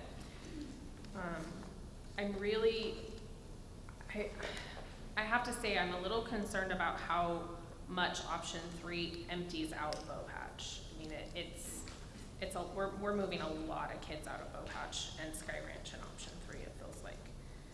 I need to get back to my numbers here. There's a lot of pages. It just feels like we're still not doing quite enough for Shaw in that option 3. And then we're moving Bohatch from over 800 kids to 500, which, I mean, I believe that's probably at least 10 to 15 staff members. So it's not just that, but it just seems like it's not a great use of a brand new building. And it doesn't look like it would grow based on the projection. So I guess I'm a little I'm really not certain why that felt like the staff recommendation, because that's a huge emptying out of that school. That's like 300 kids. Just seems like a lot for a brand new school to lose that many kids. So I don't know if anybody felt like there was another option that felt a little more balanced. Christine, the thing about that is that if they're at almost 120%, of course there's gonna be a big shift. In going with what Darren's talking about with filling the schools that are more in the developed areas, it leaves Bow Hatch and, you know, the other schools with a little bit more room. Yeah. The other thing, like we're hearing, there's all these people that wanna stay at their own schools. So we need to be mindful that there's gonna be a flux of variances. People But not try if to they're variance not. into the schools that we're trying to balance out. But they won't, but according to that board policy, as far as we know. It might go to 85 and then be there, right? So, I mean, if they're at 77 or something, my concern about 4 is you've got the Hubble Bubble is right next to Van Gorder, and we're gonna send them up here. Yeah. So that just seems a little strange there, considering. Well, yeah, I mean, we're also sending all these neighborhoods that are also quite close to Van Gorder, they're also being bused to Spanish Springs too, so I don't, Yeah, it's just. and I do think that bubble is an irregular drawing of our maps that we try to stay away from I don't know, anybody else? Yeah. I'm torn because, I mean, I am biased. Middle school teacher at Mendive, been there since 2002, so I've seen Shaw open, Sky Ranch open, and, you know, I'm torn because I think what Polly's saying with 3 and leaving the room in Bow Hatch, but as 4, I really am concerned about Shaw and the inequity that those kids have, and the lack of opportunity, the tightness in the schedule, the staffing, trying to keep a team.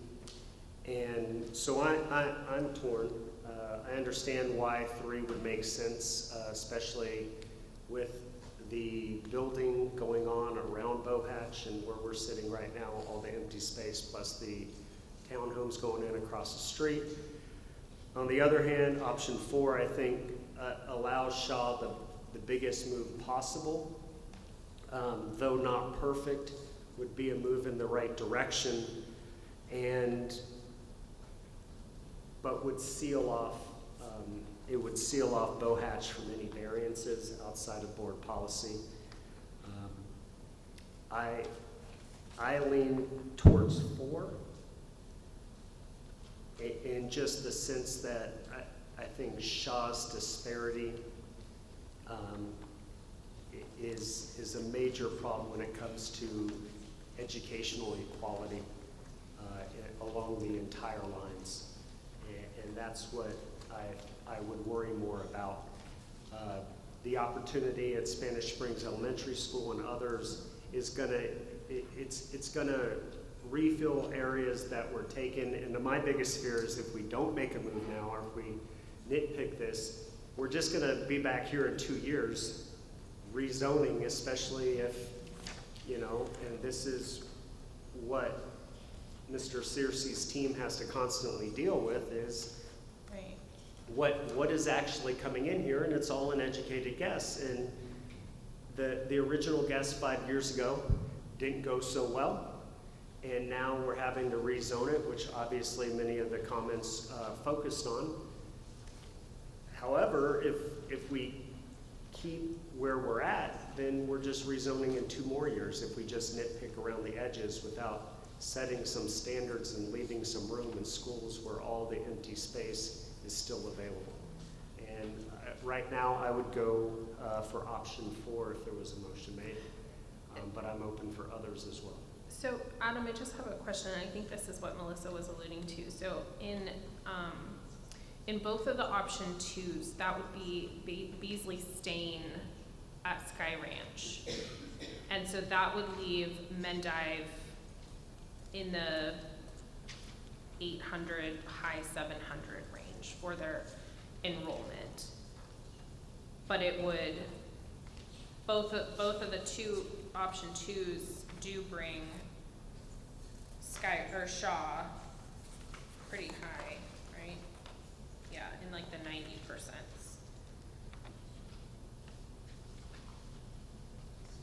That's what you were asking, right, Melissa? I know, it's like so many pages to go through. So in that case, we do know that Mendive has the ability to receive variances from other areas in Sparks because they're accessible. Whereas Shaw, that was our big concern last time for everybody, was that it's not like Shaw is easy to drive to for a lot of families. So it's not one that people are opting to variance into as much as they would maybe Mendive. So just wanted to throw that out there. I'm not giving an opinion on that at all. I just wanted to say that if we really are concerned about filling Shaw and then giving Sky Ranch a little bit of flexibility for the potential growth, although based on these numbers, we're not seeing the growth, that would, those both options on 2 would allow for that.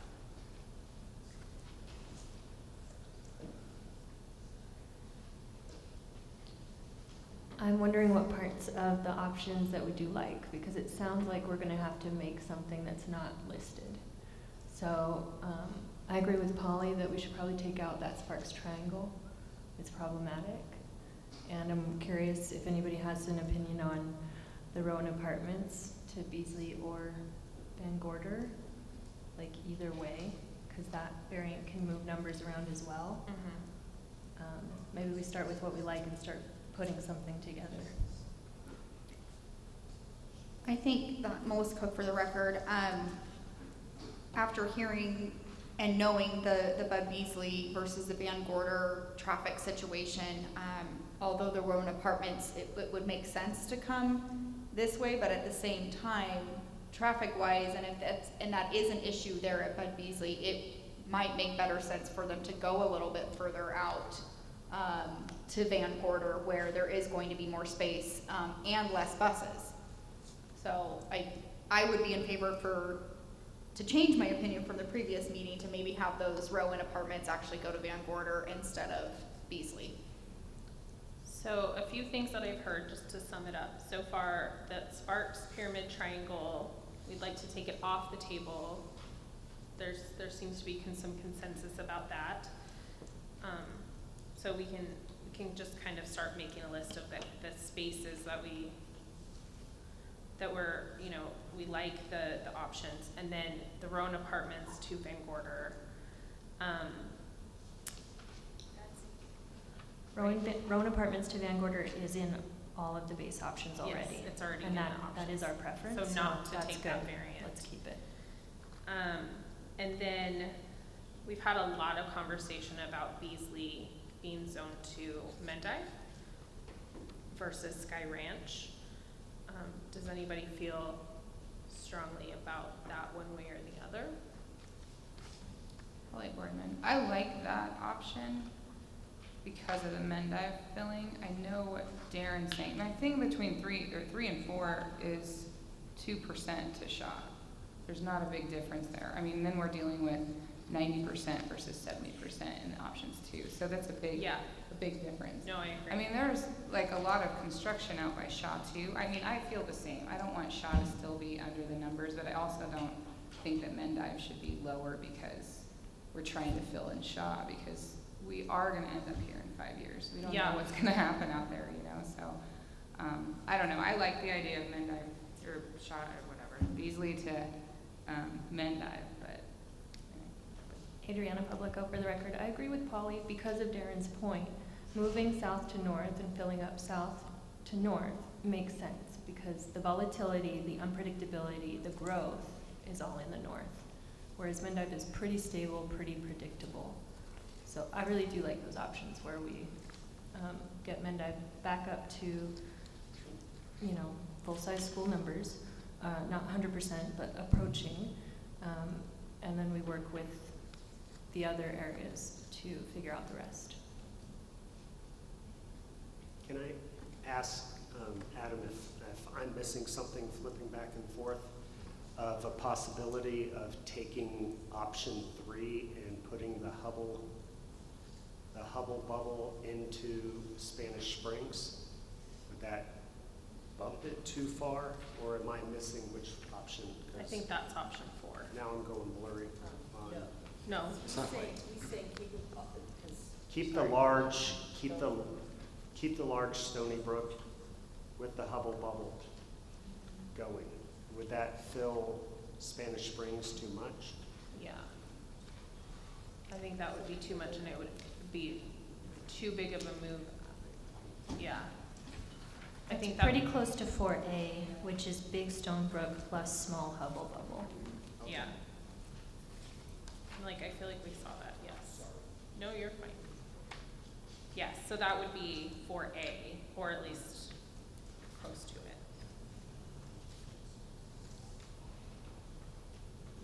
So to clarify for that option 3, that's why I was looking at is, would it even out the middle school numbers a little bit more if we moved Beasley to Mendive and Van Gorder to Shaw?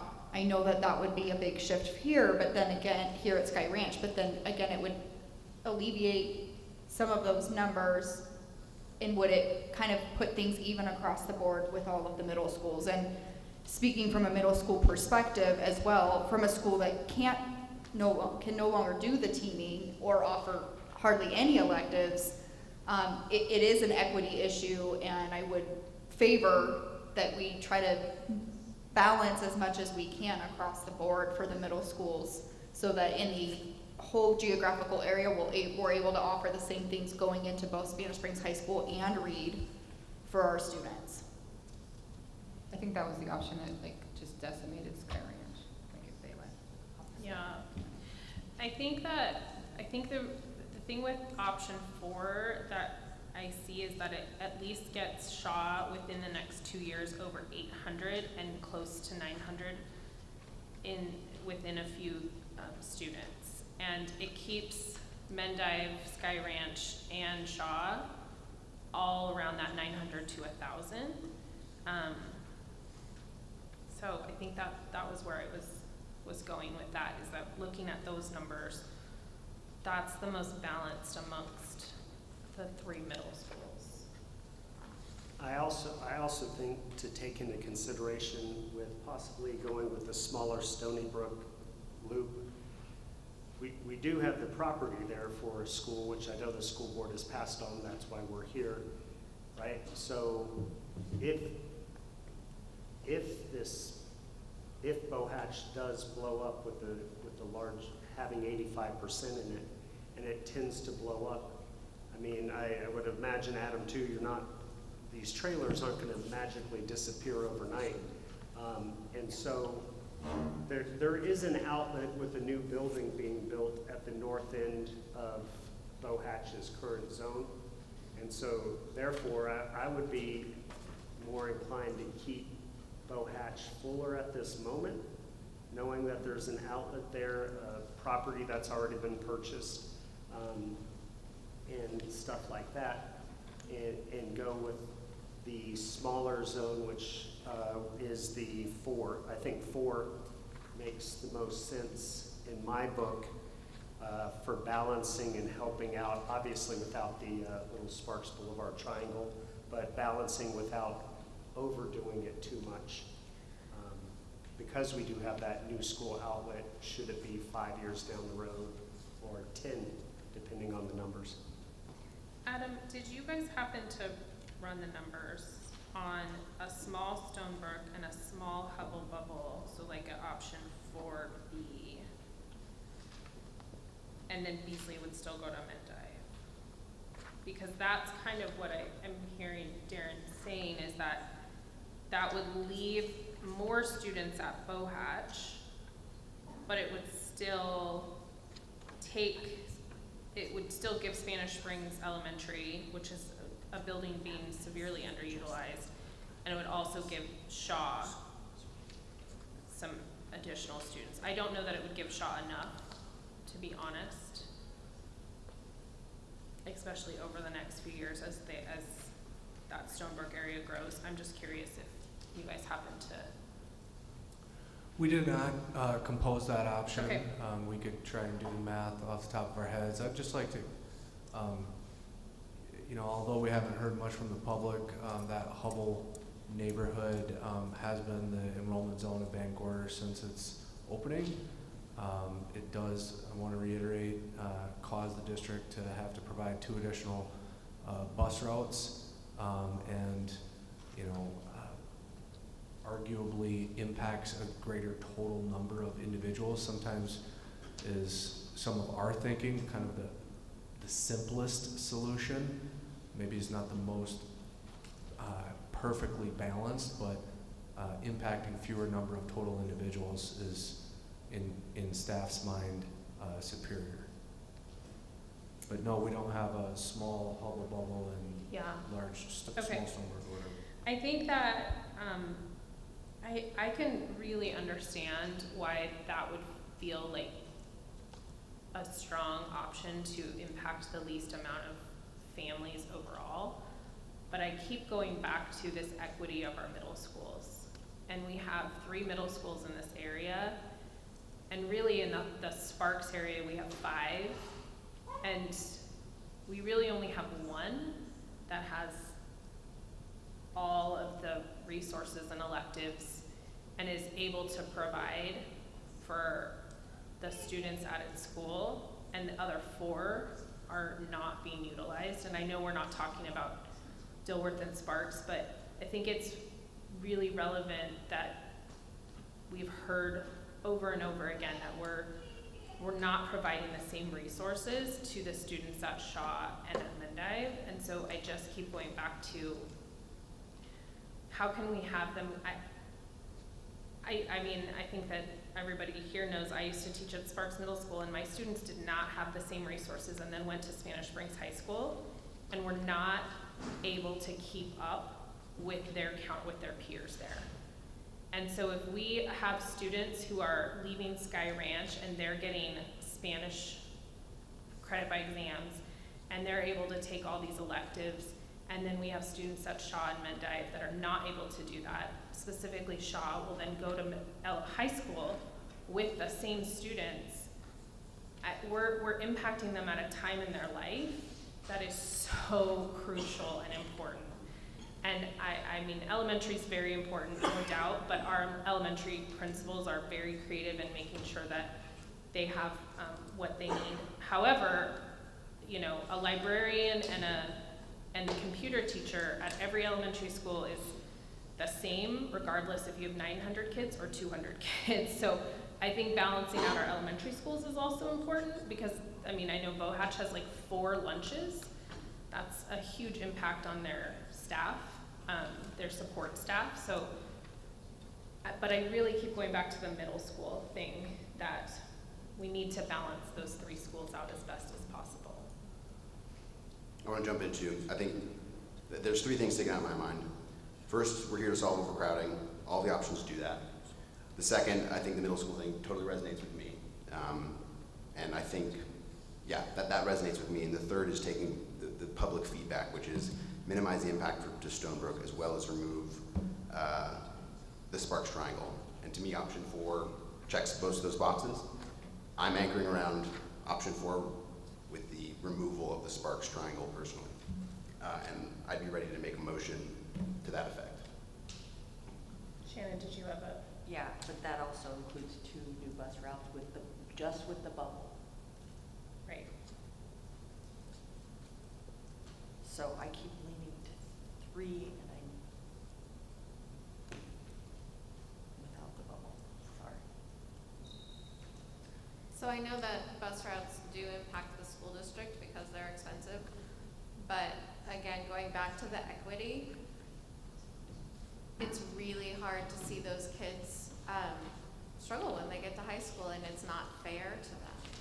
So having that 4 just seems like it makes more sense.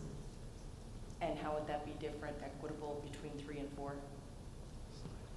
So in the numbers, I think in specifically looking at Shaw, for option 4, within a year, that puts them, even that first year, gets them really close to 800. And then in option 3, they're staying in the 700s. I mean, it's not that. We're talking about 28 students.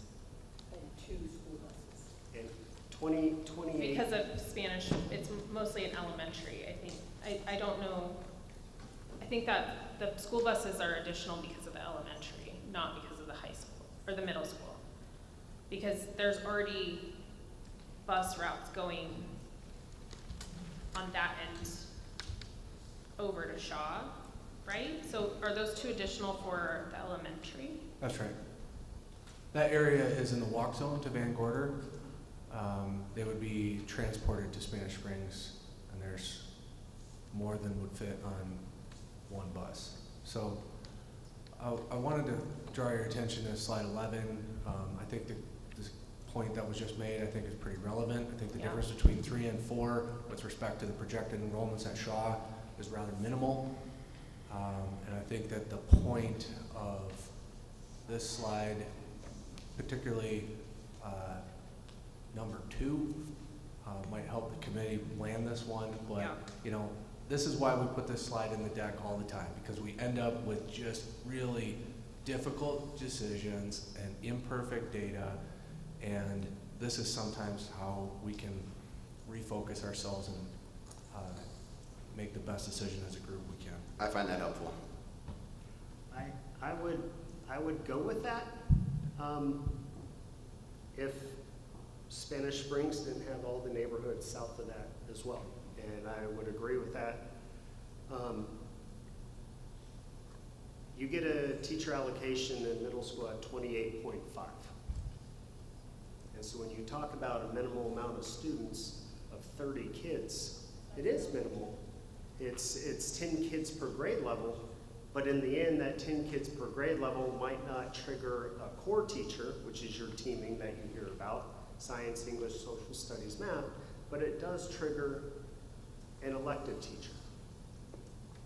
And I understand and agree with the busing and the financial aspects of it, but the purpose of our entire district, utmost and first and foremost, should be education. And I just think that that's why 4, though I greatly understand where the support for 3 comes from and where the district's coming from. I think 4 addresses the education problem first, and then secondarily, yes, the 3 saves the busing.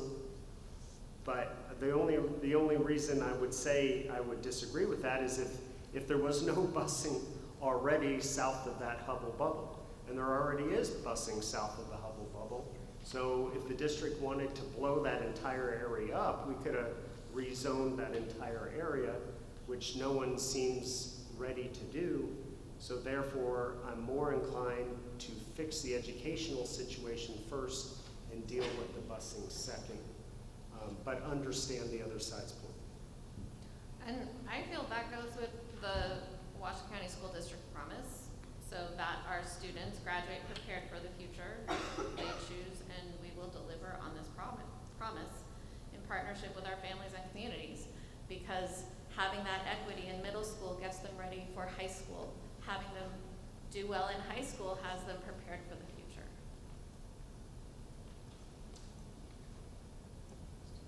I feel like we should vote to see where we're at. Really fast, sorry, I know I'm gonna paint it, but I mean, Darren, you're right that the stuff to the east and the south is there, but they're not in the walk zone to Van Gorder like that little bubble is. So I feel like if you're down there, you're gonna get on a bus or whatever. If we're talking about the Sparks Triangle on option 4, we're putting Bow Hatch back up close to 90, I think, percent. So then we're back again with that being an overcrowded school because we wanted to keep the triangle. So if we do option 3, it made more sense because it made it more equal between Sepulveda and Bohatch because they were at 77. But in option 4, they're at 84%, and then you're moving them up towards 90. So, I mean, we need to keep that in mind. We can't blindly say, yeah, let's go with this option, because now we're back at Bohatch being at full capacity with no room for movement. In what option is Bohatch? In option 4, Bohatch is at 84%. If we go that's without the Sparks Triangle added back into Bohatch. And that was 30 kids. Oh, yeah, okay. If I could, just to make this complicated further, there's a noteworthy difference in the projected enrollments at Spanish Springs Elementary between option 3 and option 4 that I think I've been kind of kicking her around. Just wanted to draw your attention to it. Mm-hmm. Yeah, I think that bubble has a lot of kids. I mean, you were talking about the small bubble and It's the about large this. I 100. mean, there's a lot of kids in that bubble. I'm assuming that some of our audience members probably have driven around Hubble recently. I'm curious how many of those students are actually walking to school though. I don't know. I mean, yeah, I know we can't make that assumption. I'm just kind of curious because it's kind of a busy little road there. But I think the reality with 3 and 4 is they both improve the middle school problem it seems like we all care about. I think we're talking about a small delta between them, but we will walk out of this room with the situation of both schools being better if this is adopted. Agreed. And so I think it's a good idea to also just make sure that we're aware of what we're doing to the elementary school enrollments between those two as well. I do love 4 for, like Darren said, that would be a whole allocation for Shaw though. But it does put Spanish Springs Elementary over, I know that's 4A, hold on, too many. It does put Spanish Springs at 6, almost 700. Although their building has higher capacity than Bohatch.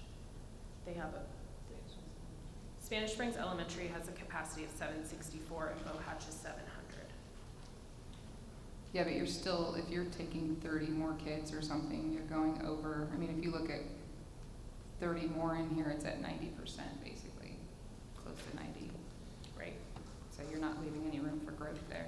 I think Polly's point resonates with me of like, we're here to solve Bohatch overcrowding and 4 doesn't do that as much. I'm coming around to 3. Okay, I think that we are at a point where we need to kind of get the pulse of everybody. Yep. So Adriana's gonna make a motion and we're gonna do a vote just to see where we're at. I, Adriana Publico, move that the Zoning Advisory Committee recommends option 3 as presented with the subtraction of the Sparks Pyramid Triangle to the Board of Trustees for possible approval effective for the 24-25 school year. Current 4th graders who have previously undergone rezoning at the impacted schools will be provided variances and transportation. Tyler Rogers, second. Okay. Any more discussion? Okay, we'll take a vote on it. All those in favor, say aye. Aye. I don't think Kelly got that. I think we're gonna have to do a, Now, can I just clarify what we're voting on, just as we're just voting on a poll, a straw poll? no, she made a motion. But if it doesn't pass, it doesn't pass, like you. Yeah, you voted so on it. all Oh, those, so we all need those to- opposed need to say nay now. Nay. Sorry. Oh, Again. again? Yes, I'll move the motion. Wait, what? Oh, Is that one not working?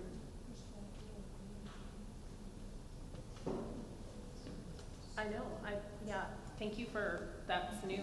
I didn't know we needed to do more public comment on the motion. Check. I would Okay, recommend. sure. Okay. I don't know that anybody's filled it out, so Is there any public comment on the motion? There's no public comment. Okay, thank you. Okay, so, sorry. That was a motion, so, oh. He's filling out a card, thank you. You can talk first and fill out the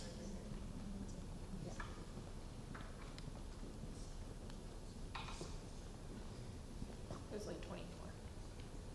Jim Burden for public comment. I heard a couple different things. One, I don't think the Hubble Bubble is a really good idea. They are really just close to Van Gorder.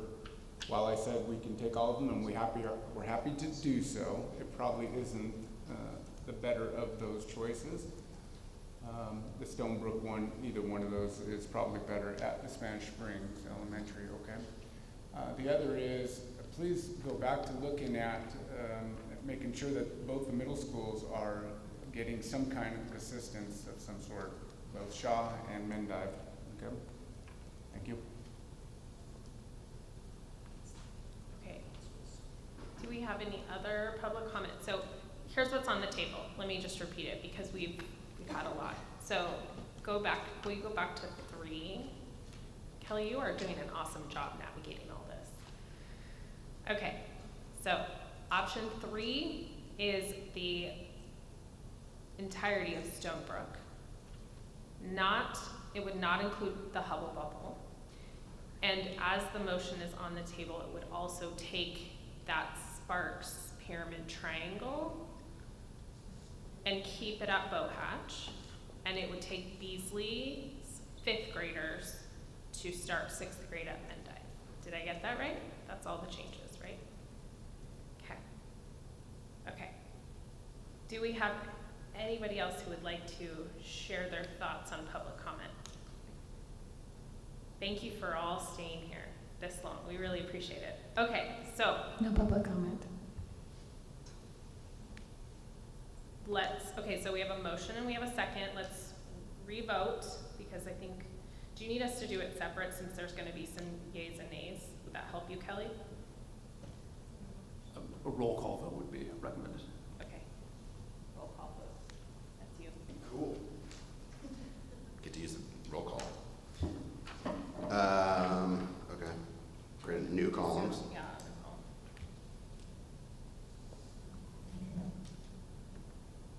Okay. I'm not going to call the names of the folks not here. Is that fair? Okay. Cool. Polly Boardman. Aye. Shannon Coley. Aye. Melissa Cook Sanford. Aye. Kristen DeHaan. All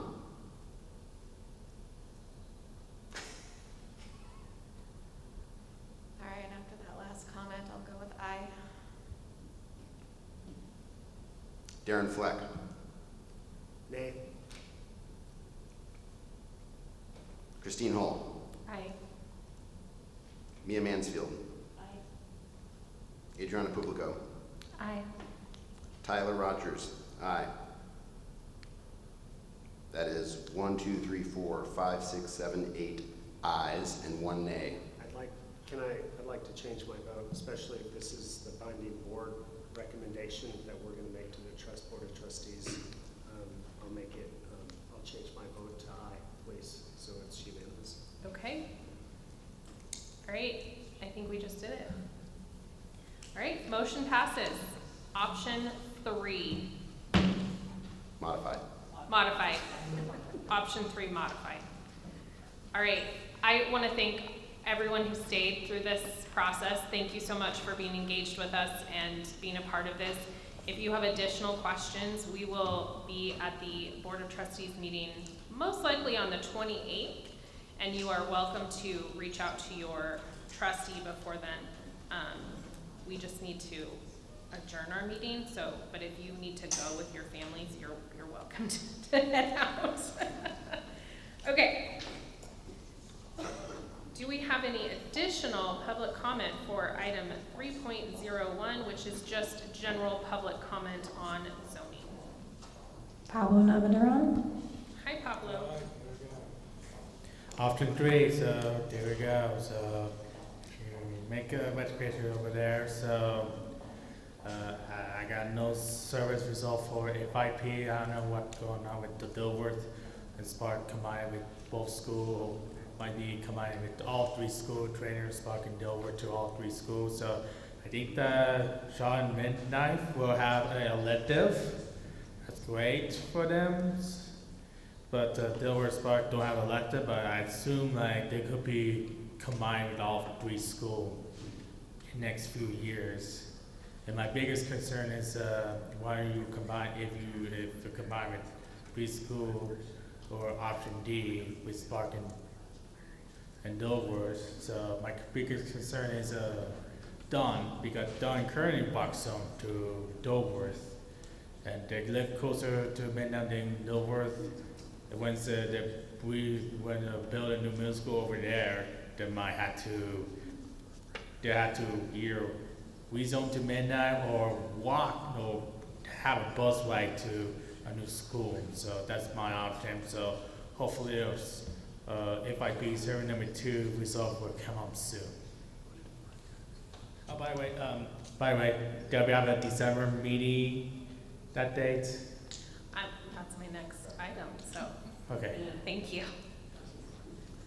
Okay, so item 3.02 is that our next meeting is currently scheduled for December 21st. I think stay tuned to your email for that one. Stay tuned to your email for that one. I suspect that might be canceled. And with that, I will adjourn the meeting. Thank you, everybody.